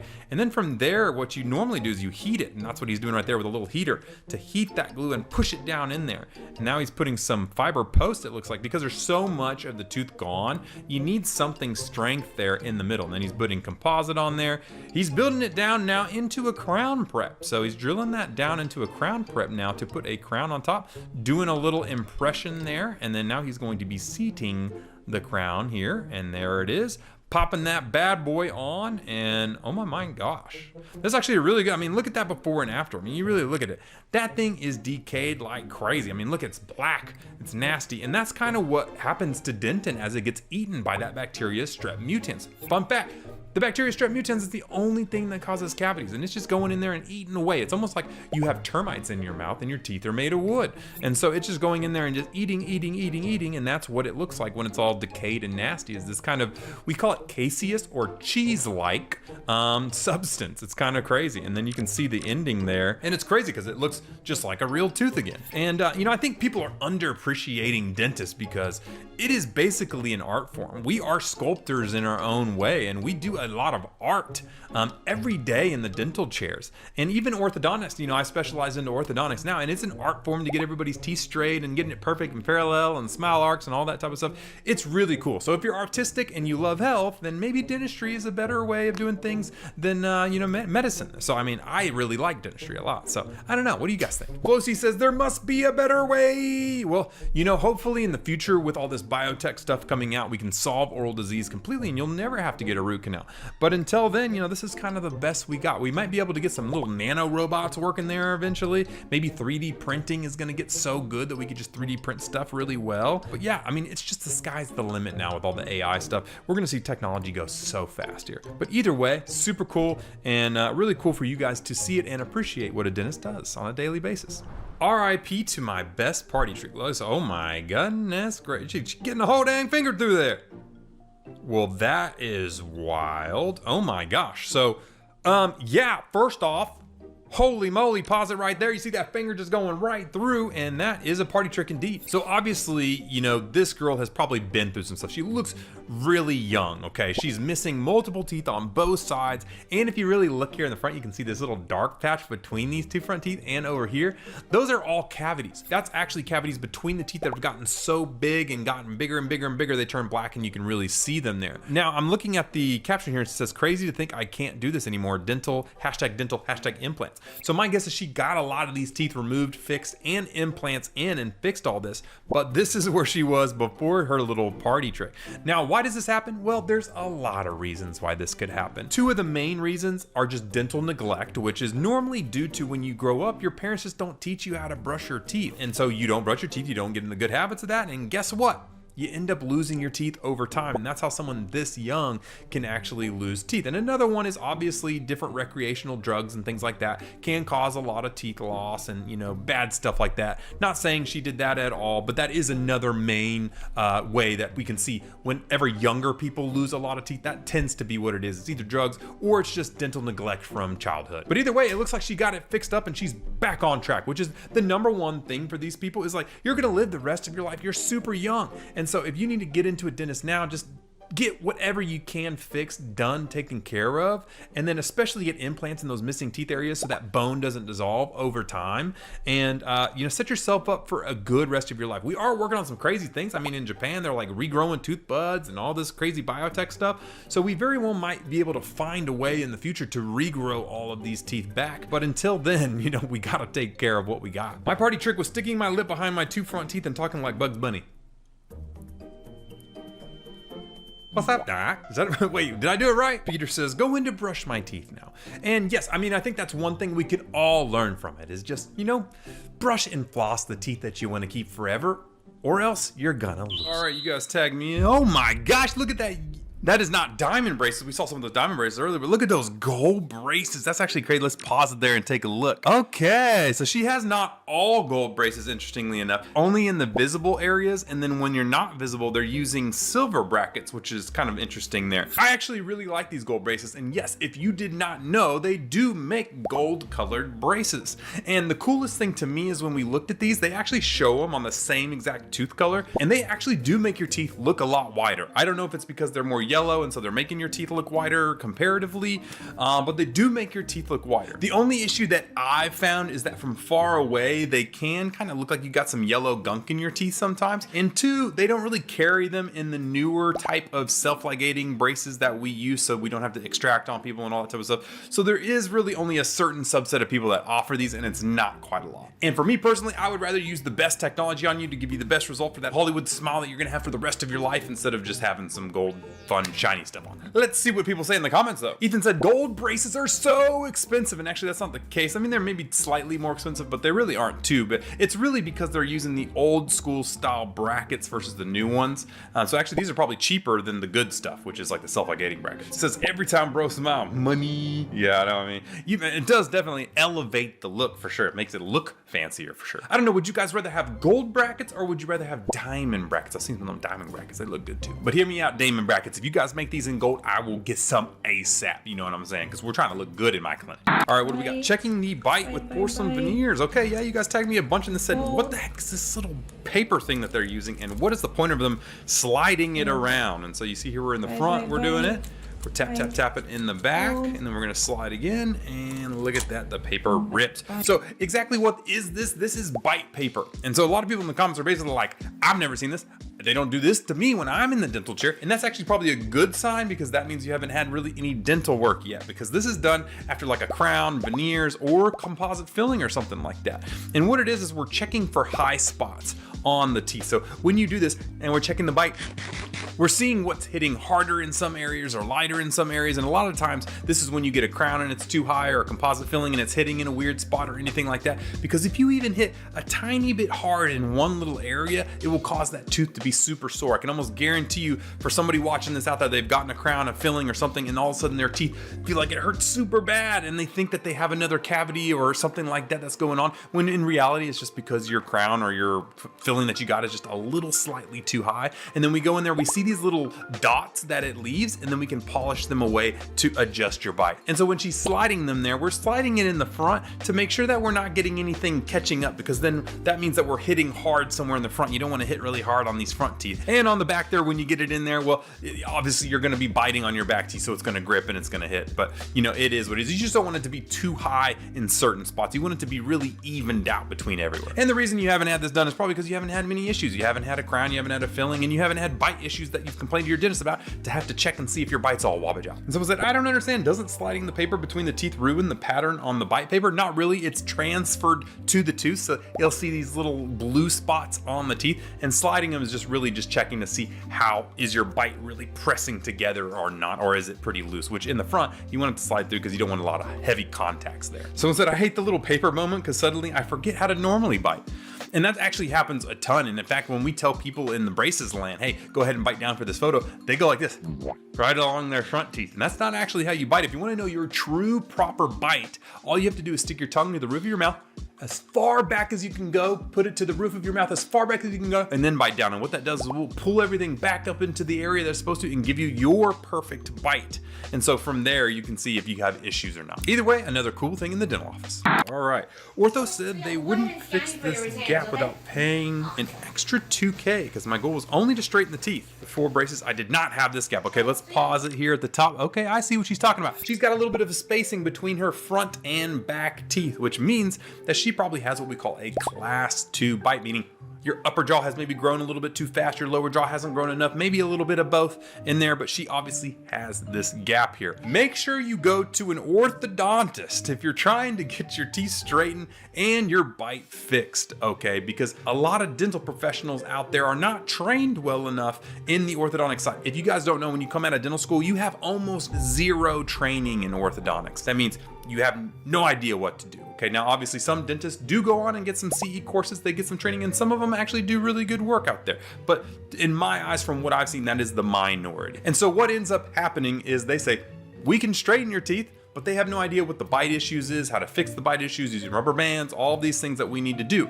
With this is a pretty easy fix. You just need some rubber bands top to back, pulls them together, and then in a couple months it would be all fixed up. But basically what's happening is the dentist doesn't really know what he's doing probably. He's straightened the teeth as best as he can, and now he's stuck, doesn't quite know what to do, and so he's saying, hey, you gotta pay me some more money because I just came here to straighten these teeth. And so what happens is you get in this crossroads where you're like, I thought you were gonna fix my bite, and they're like, I thought you just wanted me to straighten your teeth. I didn't know there was a difference. And then you end up in a bad situation. Now, if you go to an orthodontist, they will also try and fix your bite. So we are a holistic mouth doctor, right? We're trying to fix the bite. We're trying to make sure the teeth are not in the wrong spots. We're also trying to get it Hollywood perfect, smile, symmetrical, all of these things, E-lines, FMAs, all these crazy things that we're looking at to make sure that your bite and your mouth and everything that you have is perfect and healthy. And I wish I didn't have to say that, but I see this all the time where people come from dentists, they come to our orthodontist, and then we have to fix the bite issues that they leave be. Now, once again, I don't want to say every dentist is bad at orthodontics, because they're not. There are some probably that are really good at orthodontics. But still, it's a decision that I've seen cost patients thousands of dollars having to get it refixed by an actual orthodontist. And then this girl says, literally all you had to do is change 4 brackets and the ones where you can wear bands. And yeah, I mean, we don't have to get into semantics of it. She probably just needed some rubber bands, some slight changes. But then I also want to say that it can be some other things. Maybe she was delinquent, maybe she never showed up, maybe she never paid, and maybe the guy's just tired of her and trying to get her out.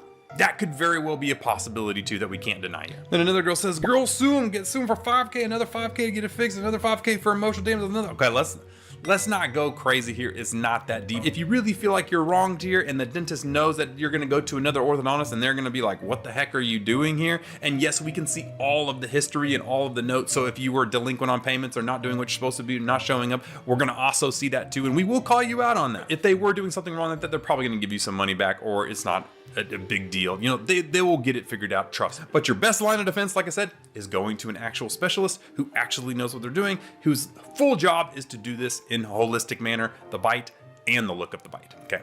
Me when my braces So what does this giving mean? me Does an this even mean I bigger literally gap just than I- bought Ratatouille for nothing? Okay, yeah, I totally understand this. Basically, this is a rare case, and more than likely, your braces did not give you that gap more than likely. It's actually probably an expander, because that is the #1 reason I see gaps form in people. Because if you did not know, your upper skull is actually made of 2 pieces. The maxilla is actually 2 different parts that are completely unseparated down the middle. And in fact, in the looks maxing trend circles, people are trying to do stuff about this by doing this thing called thumb pulling. Put their thumbs and they'll try and pull apart. Unfortunately, does not really work, because you need full force and you need it located and you need it consistent over a long time. So unless you're gonna be thumb pulling your entire day, all day long, it's probably not gonna do what you think it does. But anyways, what we do is we put this rapid palatal expander up in the roof of your mouth, and then you use this key and you turn it, and it will push and push and push those 2 pieces of your upper bone away from themselves. So when that suture breaks down the middle and everything shifts and moves, well, a gap forms. And sometimes you can get gaps the whole width of one whole tooth there in the middle. And so yes, especially if you've got an expander like this,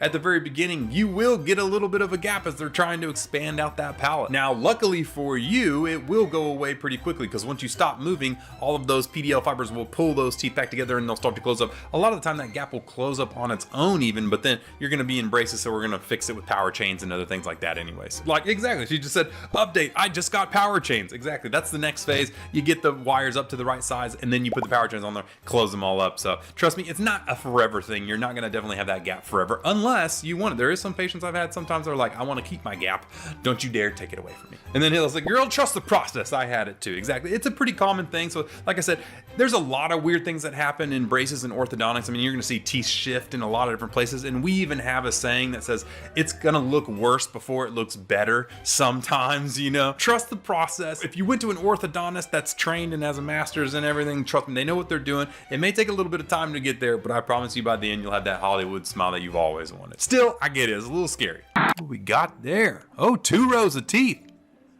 Oh my gosh, well look at that. That is a very interesting thing to look at. This is actually kind of common. Not normally for 4 teeth, but it is definitely for 1. And see, what happens is you have baby teeth, right? And normally those roots will start to close up, and then they'll fall out. That's what a normal process is, the baby tooth. And then the permanent teeth will come up right directly underneath them as they dissolve and then take their place. Now, sometimes these baby teeth, which you can see this front row here, in these baby teeth, they don't dissolve, and so they don't come out. And so instead of this tooth coming in up underneath it, it gets deflected in one way or the other. Now, if it gets deflected in front, you get those things called snaggle tooths, where they come out in the front of the tooth, which is kind of weird. But in her case, it deflected back behind and ended up coming up a whole row behind the other teeth. So what do you do in this position? Well, it's actually a lot easier than you think. You would just have these 4 baby teeth removed here in the front, and then the back teeth with her tongue over time would probably just push forward. And so in this case, because it's on the lower, I really wouldn't do much other than just pull those baby teeth and leave her for 6 months to 12 months and see what happens. My guess is the tongue of her pushing will start to push those teeth forward and get them back in a better area. Now, eventually when she's 11 or 12, she's probably gonna have to go into full braces and get everything fixed. We're already seeing some wonkiness going on up top. So there's definitely something going on that we would probably need to fix with braces and true orthodontics around 11 or 12. But for now, we would just remove those teeth and then let it all self-correct on its own. And look at this first comment right here. We said, I had this growing up. They used to laugh at me. Thankfully, when my front teeth got removed, they shifted in place. And that's exactly what I'm talking about. If you just take them out there, more than likely your body will shift them into place. We actually see this with the people with tongue thrusts when they swallow as kids with their tongue through the middle and they end up going way out here.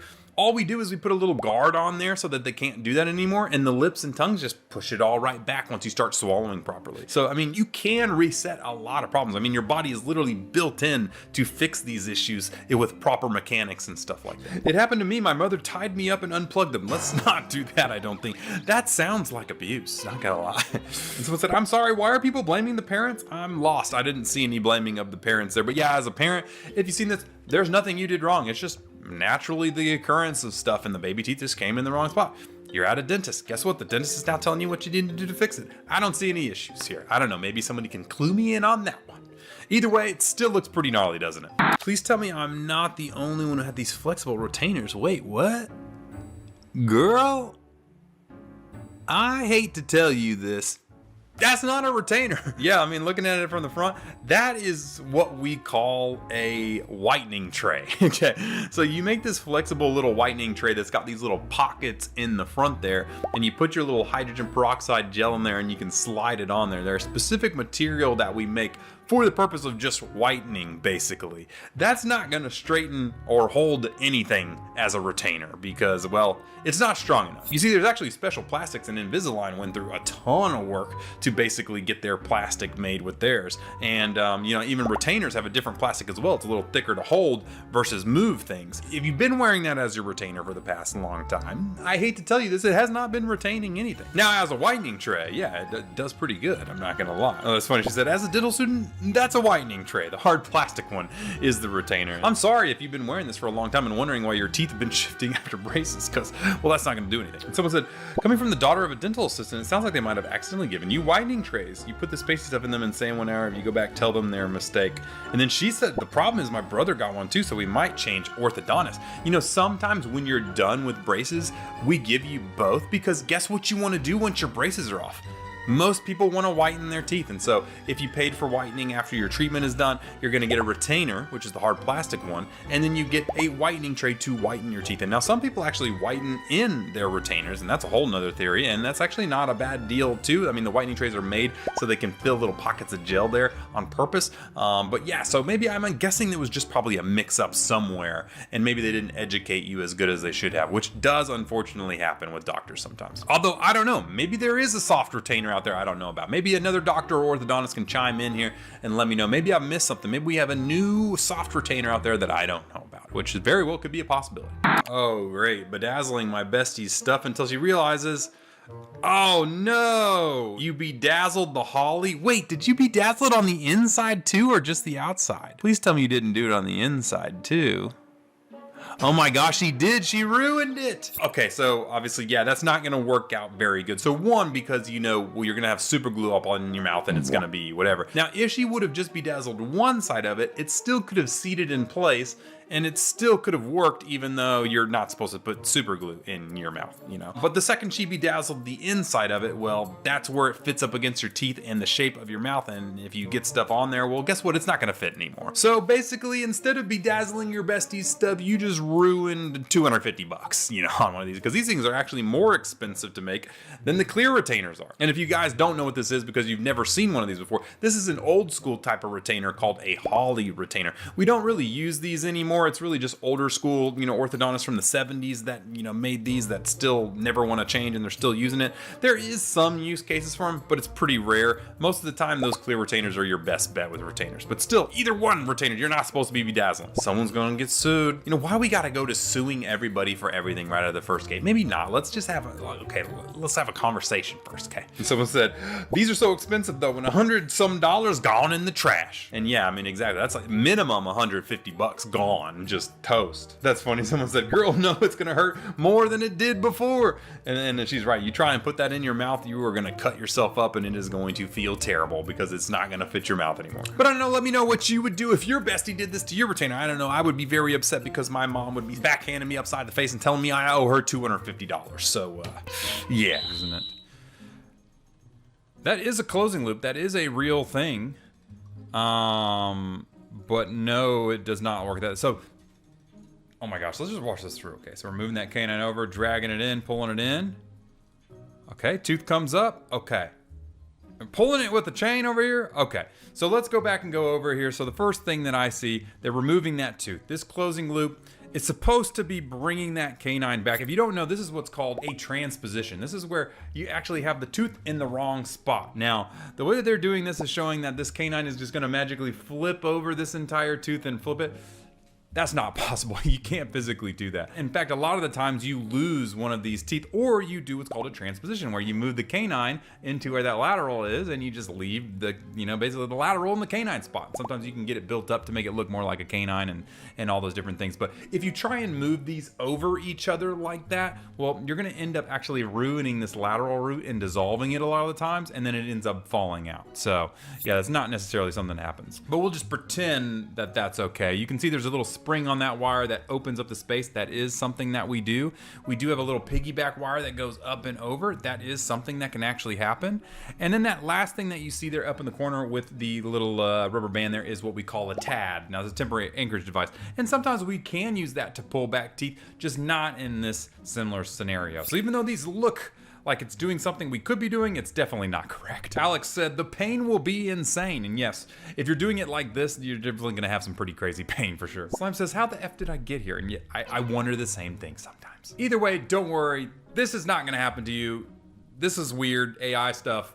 Trust me, it's a lot simpler, a lot easier to get you that Hollywood smile you want. All right, braces fit check. Well, y'all don't see any braces on there. Oh, that's because they're on the inside. Look at that. That's pretty cool stuff. Now, these are what we call lingual braces. I can actually pause it on there so you can see it. And so obviously you guys know the typical versions that we have. Braces on the outside, and then you have invisible aligners like Invisalign. Now, these are called lingual braces, and these are actually, lingual means tongue in that side. So it's on the side of the tooth that the tongue is on, which is on basically the inside. And so you put these brackets on there, and they use these special wires that are kind of like this to go in there, and it does work. There's a whole different biomechanical process to do this. You have to get a special kind of continuing education to really learn how to utilize these and do these well. But there are some people that are professionals at this that do it really well. I personally have never been trained in lingual braces, and we don't offer that. A lot of dentists don't offer it. What I noticed was that early on there was a lot of people that were doing this, and it was getting a lot of tongue ripping. Your tongue is touching back there all the time. So imagine stuff on your tongue every day, all the time. So that was my big worry about this. But there are newer ones that are a little bit slimmer now that don't, hurt the tongue as much. To be honest though, nobody really cares if you got braces. You've got invisible aligners for the invisible version, which work just as well as probably these lingual braces do. So it's never been something that I decided I wanted to do. But for someone who wants braces and doesn't want to see the braces, then I think it's a pretty good idea, I guess. Just make sure you find someone specialized in it. Skylar says, it looks 10 times more painful. And it's not necessarily more painful, although I do hear that there are a big, there's a learning curve at the beginning for your tongue to get used to it, so you can get cut sores, canker sores all over your tongue. So it's pretty miserable for some people, for sure. And just like Birdie said, the tongue is about to be shredded. Yes. Yes, it is. But the tongue will toughen up over time, and then you'll get used to it. And then Pixie says, that looks so hard to clean. And actually, I didn't ever think about that. It would be fairly tough to clean. Maybe use a water flosser back there or something like that. I don't know. Would you get lingual braces, or would you just stick with the regular braces? All right, we got, it looks like a hydraulic press channel versus a real tooth. Now, teeth are very compressive strength-wise. So let's see, 50 kg, 90 kg, 120 kg, dang, 125 kg. Oh my gosh, this is going very high. We're like, oh, it broke right there. He's going for it again. Dang, all the way up to 335 kilograms of force, and that thing is still not shattering. 400, 500, 600. Oh, and there it goes. Ooh, so 600 kilograms of force. Now, because most of us are American here, I looked that up. So 600 kilograms of force is over 1,300 pounds of force. So imagine putting 1,300 of centralized force directly on your tooth. That's pretty insane. That's what it causes it to crack. And actually, that's pretty wild when you really think about it, how tough your teeth really are. Now, the really crazy part is during the day, you physically can't squeeze that hard. If you try and squeeze really hard like that, your body will physically stop you with pain responses and stuff like that. But at night, guess what? Those clenching and grinders out there, you know who you are? Well, you're completely, your body's physiology does not stop you from squeezing as hard as you want at that time. So you can really squeeze hard, you can grind enough to wear your teeth down hardcore and even crack and break your teeth over time, just like this hydraulic press did. And if your teeth are weak enough, they might even shatter just like that did. Either way, I don't want this to happen to my teeth ever, please. Rusty says, my tooth tooth is aching after watching this. Yes, agreed. That would be very painful. Eugene says, and here I am, I chipped my tooth on a fork. Yeah, see, this is perfect compression strength downward. You can still just bang stuff and chip stuff for sure. Either way, I hope that we're never in the situation that my teeth are in a hydraulic press, like some new saw technique or something like that. Yeah, that better not be in the new movies. 4-year-old braces face. Dang, 4-year-olds getting braces is kind of a big deal. Oh my gosh, he's like, oh my gosh, I can't believe that. Wait a second. This is not in a dental office. Is that in somebody's like living room? They have a freaking ring light on the back there. They got some like hair stuff. Oh my gosh, I'm pretty sure this mom is just putting braces directly on her little kid's teeth. That's not good. Oh, okay. So I was gonna say down in the bottom, she says we took them off the same day. My daughter loved them. So hopefully she's not doing this to other people. It looks like she put them on and took them off same day. Maybe it was for a costume or something. I don't know. Either way, don't do this. The crazy part is this is really happening. We call it, it's like basement braces or whatever, where you're just going into random places and putting braces on. You would definitely not be doing this on a 4-year-old, one, because they basically only have baby teeth. They don't even have permanent teeth to move at that point. Now, sometimes we do baby teeth. It's called phase 1 therapy. So they're an alright little kid. That's normally around 9 years old, like 7 at the earliest, not 4. We would never put braces on a 4-year-old pretty much. It's really just that 9 years old for phase 1, and then phase 2 would be that 12 to 14 years old. But had me scared there for a second. I thought we were running some type of operation on little kids. Oh my gosh, and Desi says, not you to taking her to buy braces by Brianna. That's all I was gonna say. I was like, God, I hope that's not a thing there. And then Cece says, you put power chains on first. That's a big call out there. You would definitely not put power chains on an early wire right out of the gate. It would just completely collapse and screw all your teeth up really bad. So maybe don't go to a random person to get your braces on. All right. For months, I thought I looked stupid. Okay, so it looks like we're doing a little premolar journey here, a little premolar extraction journey. So as you can see, she's getting some good movement there for sure.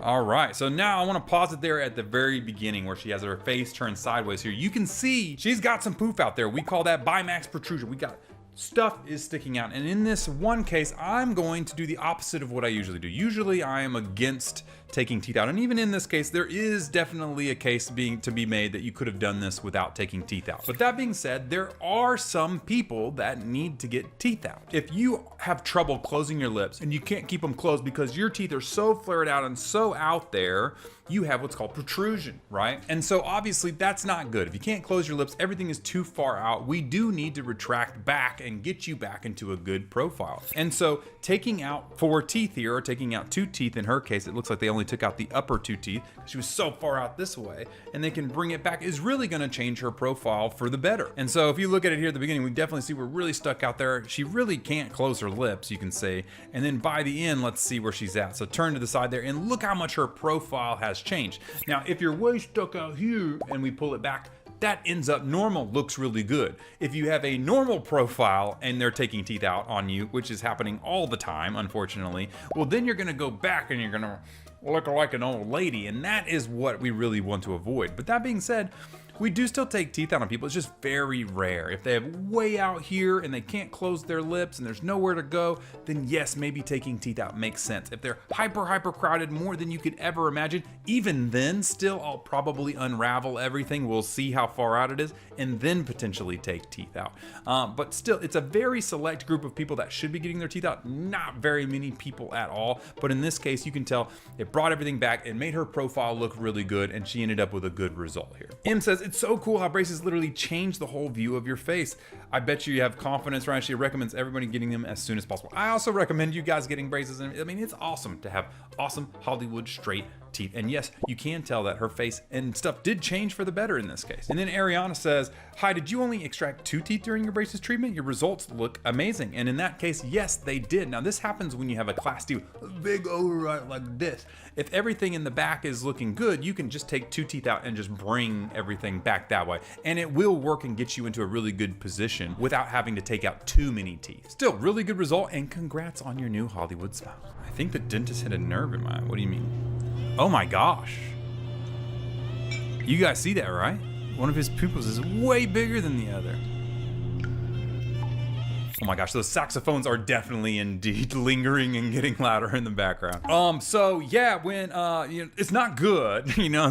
No, but for real though, this is not a normal thing at all. So there is this thing, I believe it's called like anisocoria or something. Sorry, it's been a long time since I've looked at this stuff, where you can just naturally have uneven pupils. But if your pupils were normal and then all of a sudden this happened, that can be concerning, okay? That's not a good sign. More than likely they hit the oculomotor nerve or something in, you know, if it's up here and you're hitting it, there's a lot of nerves around. In fact, we've had some where, you know, droopiness and, you know, the whole side of your facial nerve gets numbed, things like that. I've never really seen an oculomotor nerve get hit like this, but that could be something. Another issue is it could be something really severe. You know, normally if I would see this, I would say go to an ER ASAP and just have them check and make sure everything is okay, because this could be a sign of a stroke or an aneurysm or something way worse, you know, so you want to rule those things out. It can also happen from some different medications, but if it just happened right after a dental office, it probably was just a oculomotor nerve hit. I believe it would be the oculomotor nerve, but I'm not 100% sure there. Definitely go to an ER and get that checked out, because that's kind of scary. And no, it is not normal and not something, I have never seen it before. I've seen the droopy face, you know, the paralyzed face, facial nerve thing. It normally just comes back. And hopefully that's the case for him, but I would definitely go get it checked out. Yeah, and so there we go. Cinema said, baby, that's anisocoria. And that would be only if it was there all the time. If it just happens out of nowhere, that's not okay. I'm gonna keep scrolling, hope you're okay. Yeah, no, I hope you're okay too. Oh my gosh, and he said, update coming. I can barely see the phone at the moment. Everything is still blurry, but it is improving. Okay, that is telling me that normally it's probably just the anesthetic that hit that nerve, and it probably, if it's improving, it's probably fine. And actually, last one, this one says, I'm a dental hygienist. Please get to your nearest emergency room ASAP. Now back to the dentist who did this. Make sure you have a report printed with your own physical copy and make sure that's noted properly. She's getting ready for a lawsuit. Normally these things wouldn't occur into a lawsuit. Like I said, it's probably just gonna go back to normal. Keyword probably.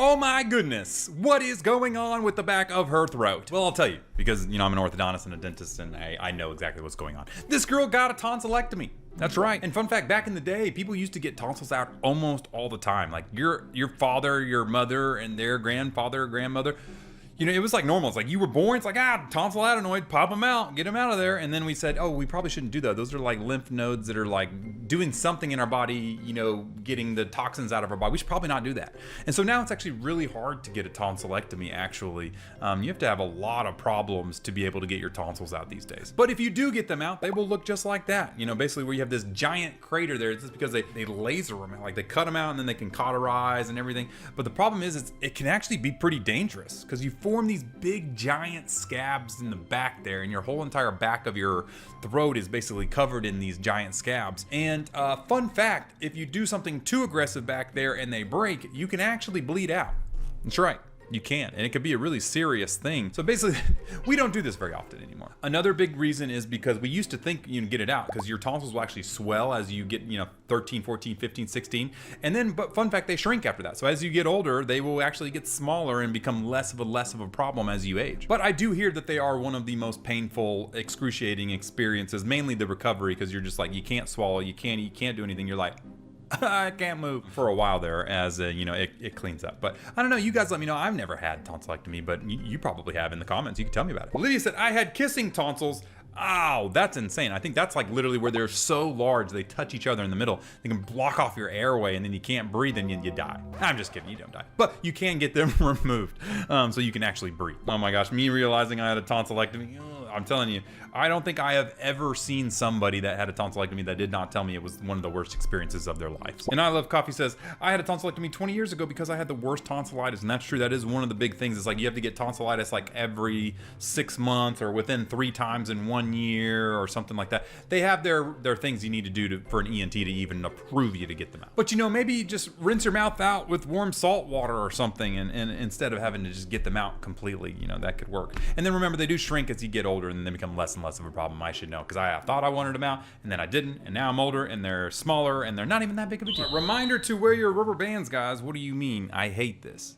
Oh, you got the springs. Okay, so everybody, we'll go ahead and look here when we block it in, when we pause it. Boom, there we go, we see it. That is a spring. Now, I think this one's particularly called a TP spring. I can't remember the exact brand of it, but there's multiple different springs you can have. But basically, this one screws onto the wire here and down here, and it's basically a metal rubber band that you can't take off. Now, if you didn't know, the purpose of our rubber bands is to actually move the jaws, you under, right, over, right, all that, moving these things left and right. And they only work if you have that force happening over a long period of time. And that means if you're not wearing your rubber bands, we're not getting the force over time, and we're not gonna get the movement that we want. So in some cases, if you do it for long enough, we just say, hey, we're just gonna leave it off. And that just is what it is. And you're gonna have to get it redone when you're older. And some people, we decide to go ahead and go into springs. And even though these are pretty much a torture device and way worse than having the actual rubber bands, well, you weren't mature enough to wear your rubber bands. So we had to take action into our own hands. Because we can straighten things up, we can fix bites, we can do everything else except for wear the rubber bands for you. So we slap on the springs, and then 3 months later, basically your bite is fixed, and we get done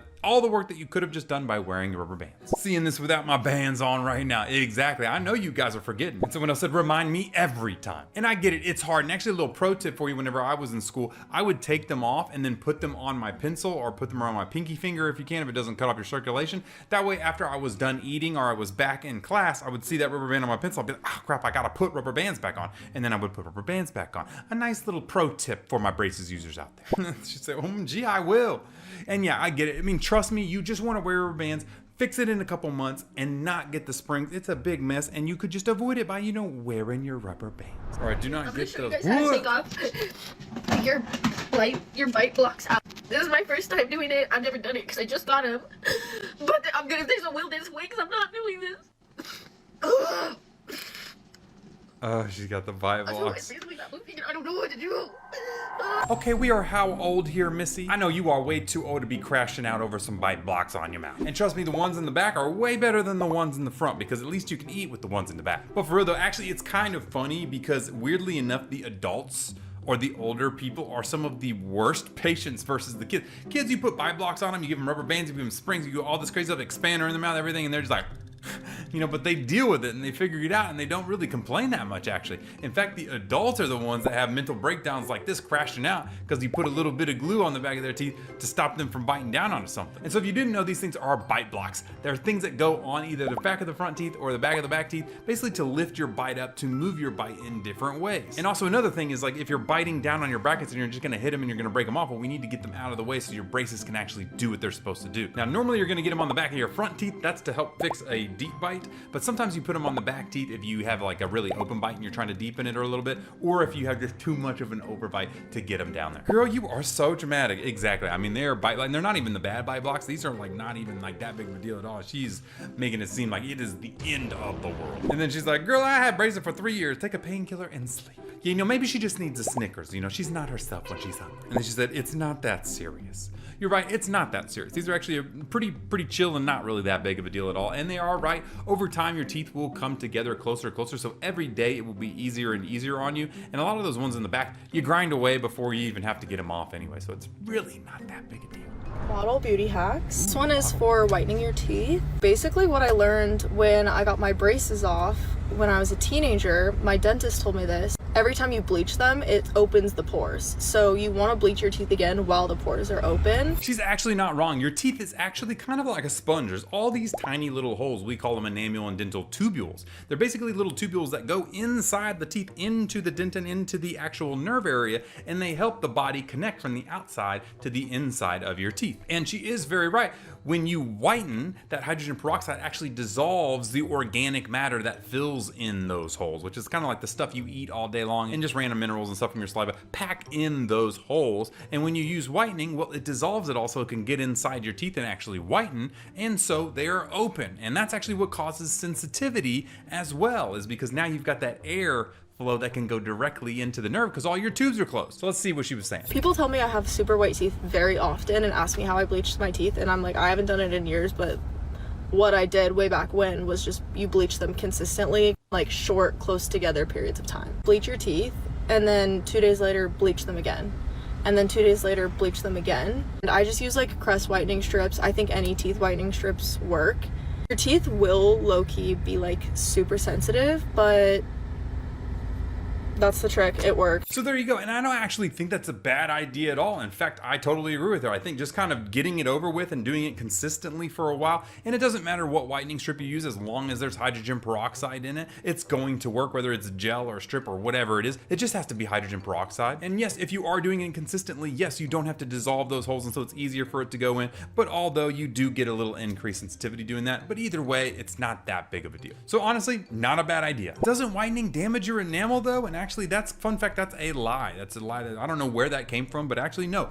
Whitening with hydrogen peroxide does not damage your enamel at all. In fact, the thing that does damage your enamel is trying to use those whitening toothpastes that are highly abrasive, like a charcoal toothpaste or something like that, actually does rip off your teeth, which is totally funny. For how long do your teeth stay sensitive? And that's actually a pretty good thing, because the same reason why you whiten by unplugging those holes, that's what's causing the sensitivity. So the time it takes to get unsensitive is just how long it takes for those organic plugs to fill back up. Normally it takes like 24 to 48 hours for it to naturally fill back up, but you can use some things like sensitive toothpaste, like Sensodyne has potassium nitrate, 10% nanohydroxyapatite. Nanohydroxyapatite is really good at kind of helping with sensitive and really refilling those holes back up. So basically just however long it takes for your organic matter to fill back up those tubules. Either way, just use hydrogen peroxide. It doesn't really matter how you do it, it's gonna whiten your teeth. All right, watch me realize my braces have created 2 uneven front teeth. Oh my gosh, I see them. And there they are. Now this is actually something that we get a ton in the orthodontics world. And you know, what do they say? Things always look worse before they get better. Braces can be that way sometimes because we're moving teeth around, okay? And there could be a couple reasons why this happens. One, she's in the middle of treatment, things are moving around. In the middle of treatment, we see kind of what's off and we do what's called a pano-repo appointment, where we take a panoramic x-ray and then we reposition the brackets if we need to get the things that are maybe off. Like this tooth is off a little bit, we drop the bracket down to lift it back up. Another thing we can do is we can use TMA wires, and we can actually bend a little step up bend there to drag this tooth up. Now, the other thing that could happen is that she has worn down one of the teeth, and one of the teeth is actually shorter than the other teeth. And so actually what we do in orthodontics is we want to line up actually the gum tissue line, and then we leave and see how far the edges are off. And that way, if they're tiny off right here, we just do a little polishing enameloplasty to the edges to make them even again, leaving the top perfectly in line, because you wouldn't want the edges to be in line and then your gum tissue, when you smile, one is like higher than the other. That doesn't always look the best. My guess is more than likely they're still in the finishing stage of her stuff, and they will be moving a bracket around, or they will be adjusting some stuff. So don't worry, even though it's scary now and you're seeing things go off or might not be quite exactly where you are. Talk to your orthodontist when you come in. They'll probably reassure you that, hey, we're gonna take care of it. It's gonna happen eventually, I promise. It's the definition of trust the process. Oh my gosh, and literally Ella just said, ortho is always the biggest trust the process. It really is. Like, the amount of times I have people come in and they're like, doc, is this really what it's supposed to? I'm like, just trust the process, trust the process. It takes time, okay? You gotta go through the wires. And there we go, you guys are so educated. One of the person says, once your braces are off, the doctor will actually shade the longer one down to match the other one. And yes, in that scenario where one is longer, one shorter, we do match them and we shade them down to be the equal. And that answers your question. She's basically said, yes, I was unaware my teeth could do this. This is my first time getting braces, only had them for 5 months. So that makes sense. She's probably just right about to get into that pano-repo appointment where they're gonna reposition things and make it all look good. So, you know, just don't worry about it. We went to school for like 15 years for a reason. It was a long time, cost a lot of money, but at least it's gonna give you that Hollywood smile. If you have frequent nosebleeds, oh my gosh, there's a crazy we're in the chance nose. that you could have a tooth growing in your nose. This incredibly rare condition begins in the womb when a developing tooth bud migrates to the nose. This is actually real, guys. Once the tooth has developed, you might begin to experience chronic irritation in your nostril. Yeah. To remove it, a doctor will insert surgical instruments through your nostril and carefully extract the tooth. This is actually a real thing. People really do get teeth in their noses sometimes. This is actually happening. We have these things called mesiodens too sometimes, which is basically, it's an extra tooth bud, right? In the middle of the line, extra tooth in the middle, mesio, you know? And sometimes, yes, you'll get it right inside this area. It'll actually come up through there. Now, I've seen them in some different places, and even you can get them like up in here somewhere, and you gotta like go over in and get it and stuff. But yeah, through the nose is a very common place we see it. Actually, not very common, but for a mesiodens coming out of the face, that's kind of where it's gonna be. In fact, you can have extra tooth buds in a lot of of different places. We call that hyperdontia, where you basically have a lot of extra teeth around instead of just the ones that you have. And it's basically just random tooth buds going in random places. Do you call a doctor or a dentist for that? A lot of times you may call an oral surgeon for something like this. A dentist probably wouldn't take it on. Maybe an ear, nose, and throat guy. Maybe they work together sometimes. You know, that does happen where we get like cross-dependent between different doctors and we all work together. This happens a lot in like cleft lip and palate too. We work with multiple different doctors to get things like that done. Why do I not believe this? Well, you should believe it because it's true. And no, a lot of you guys, people commenting in there saying like, I got a nosebleed. Do I have one of these? No, you probably don't. You would know if you had a tooth coming out of your nose. Either way, it's still pretty crazy. All right, double jaw surgery, 8-week progress. Oh my gosh, first off, we got to go ahead and pause it here at the beginning. What a lower jaw. This is what we call a class 3 skeletal issue. It's where you have a big underbite, right? And sometimes it's from the lower jaw growing too far. Sometimes it's from the upper jaw not growing far enough. And for him, it kind of looks like both happen. You see, when the lower jaw gets out in front of the upper jaw is normally the containing arch. It stops your lower jaw from growing. So if this is just out here doing nothing and nothing is holding it back, it can just grow all at once. Whereas actually it's now stopping the upper jaw from growing as well. So if you look at his face, he really does need a double jaw surgery. The lower jaw needs to come back, the upper jaw needs to come forward. So let's go ahead and see what the progress looks like. Oh my gosh, yeah, right after. You can see a huge change already, even though the lip is kind of crazy, you know. I know girls that would pay money for that. Look at that profile, looks so much better. We look at this thing called the E-line, where it's the nose, lips, and chin all kind of come together here. Before it was like, wow, way out there. Kind of remind me of that McDonald's mascot that was it was a moon face guy. Yeah, anyways. But now he looks really good. That jaw has really came back. The upper jaw has really came far forward. That's why that upper lip is just, it's had so much trauma there that it's kind of blown up. That will go down over time. And that was only 8 weeks. You know, there's not a lot of times that I actually recommend surgery for people because a lot of times it's just tooth related and it's pretty easy to fix. But trust me, when they come in, they need jaw surgery, you know they need jaw surgery. And this one 100% could not be fixed with just braces by itself, no matter what you did. That one's a jaw surgery patient. Oh, that's funny. Lucy was like, bro, he kind of was mogging over there with that big old lip. The temperature guy below had the moon face guy, weirdly enough. I'm telling you, there is a McDonald's mascot from like the early 90s who was like a moon, like a half moon. I can't remember what he is. I'm gonna try and find it and put it up here, but I remember to see him. You got lip filler? Looks good, man. I was gonna say there's a lot of girls out there that paid a lot of money to get lips that look like that, okay? Either way, super cool that you got that done. Hope your recovery goes awesome. It really does look that good, and his life is gonna be changed forever after that, which is one of the cool things about being an orthodontist oral surgeon. We can do some really cool stuff. Oh my gosh. I'm so tired. Fucking hell. Oh man, because my tooth is killing me. I can't sleep. Oh my god. You know, the crazy thing is there's some people that are saying like she's overreacting. And I can tell you right now, tooth pain is one of the worst pains in the entire world. And this is why I am so adamant, and most dentists are adamant about like getting your wisdom teeth out and stuff. Because, you know, you don't think that you need them out. You're like, oh, I don't need these things out. I can barely see them. Only a little piece is sticking up. Well, that little piece is sticking up, even though your whole tooth can't come in, will eventually get infected. And then that infection will turn to a bigger infection, which will turn into a root canal, which will turn into an abscess, shooting your whole face out sideways. And then you're going to be in so much pain, you physically cannot sleep. And then you're gonna have to go to the ER, and then you're gonna have to go get emergency surgery to get it out. Big old abscess, and it's a big problem. The other issue that I see with this is they'll go in and they'll get some emergency antibiotics, either from the ER or the dental office. And then they'll take these antibiotics, it'll cause the swelling to go down, and then that pressure on the nerve will go away, and the pain will kind of let up on them. And they say, oh, okay, the pain's gone, I'm good. No, tooth pain is not like a normal infection where, you know, you got an infection on your arm, you treat it, and then all of a sudden you don't have the infection anymore. No, that infection is still growing and building inside that tooth, and it's actively kind of pushing the stuff out that you're fighting with that antibiotic. You are not going to cure your infection with that. You need to get a root canal, a crown, and probably, if it's too bad, a whole pulling of the tooth to get that infection out of your mouth so you don't have that issue anymore. So even if you go get antibiotics, a couple days later, it's gonna turn into this. You're gonna be so mad that you didn't go get it done when you were supposed to. I'm telling you, tooth pain is the worst.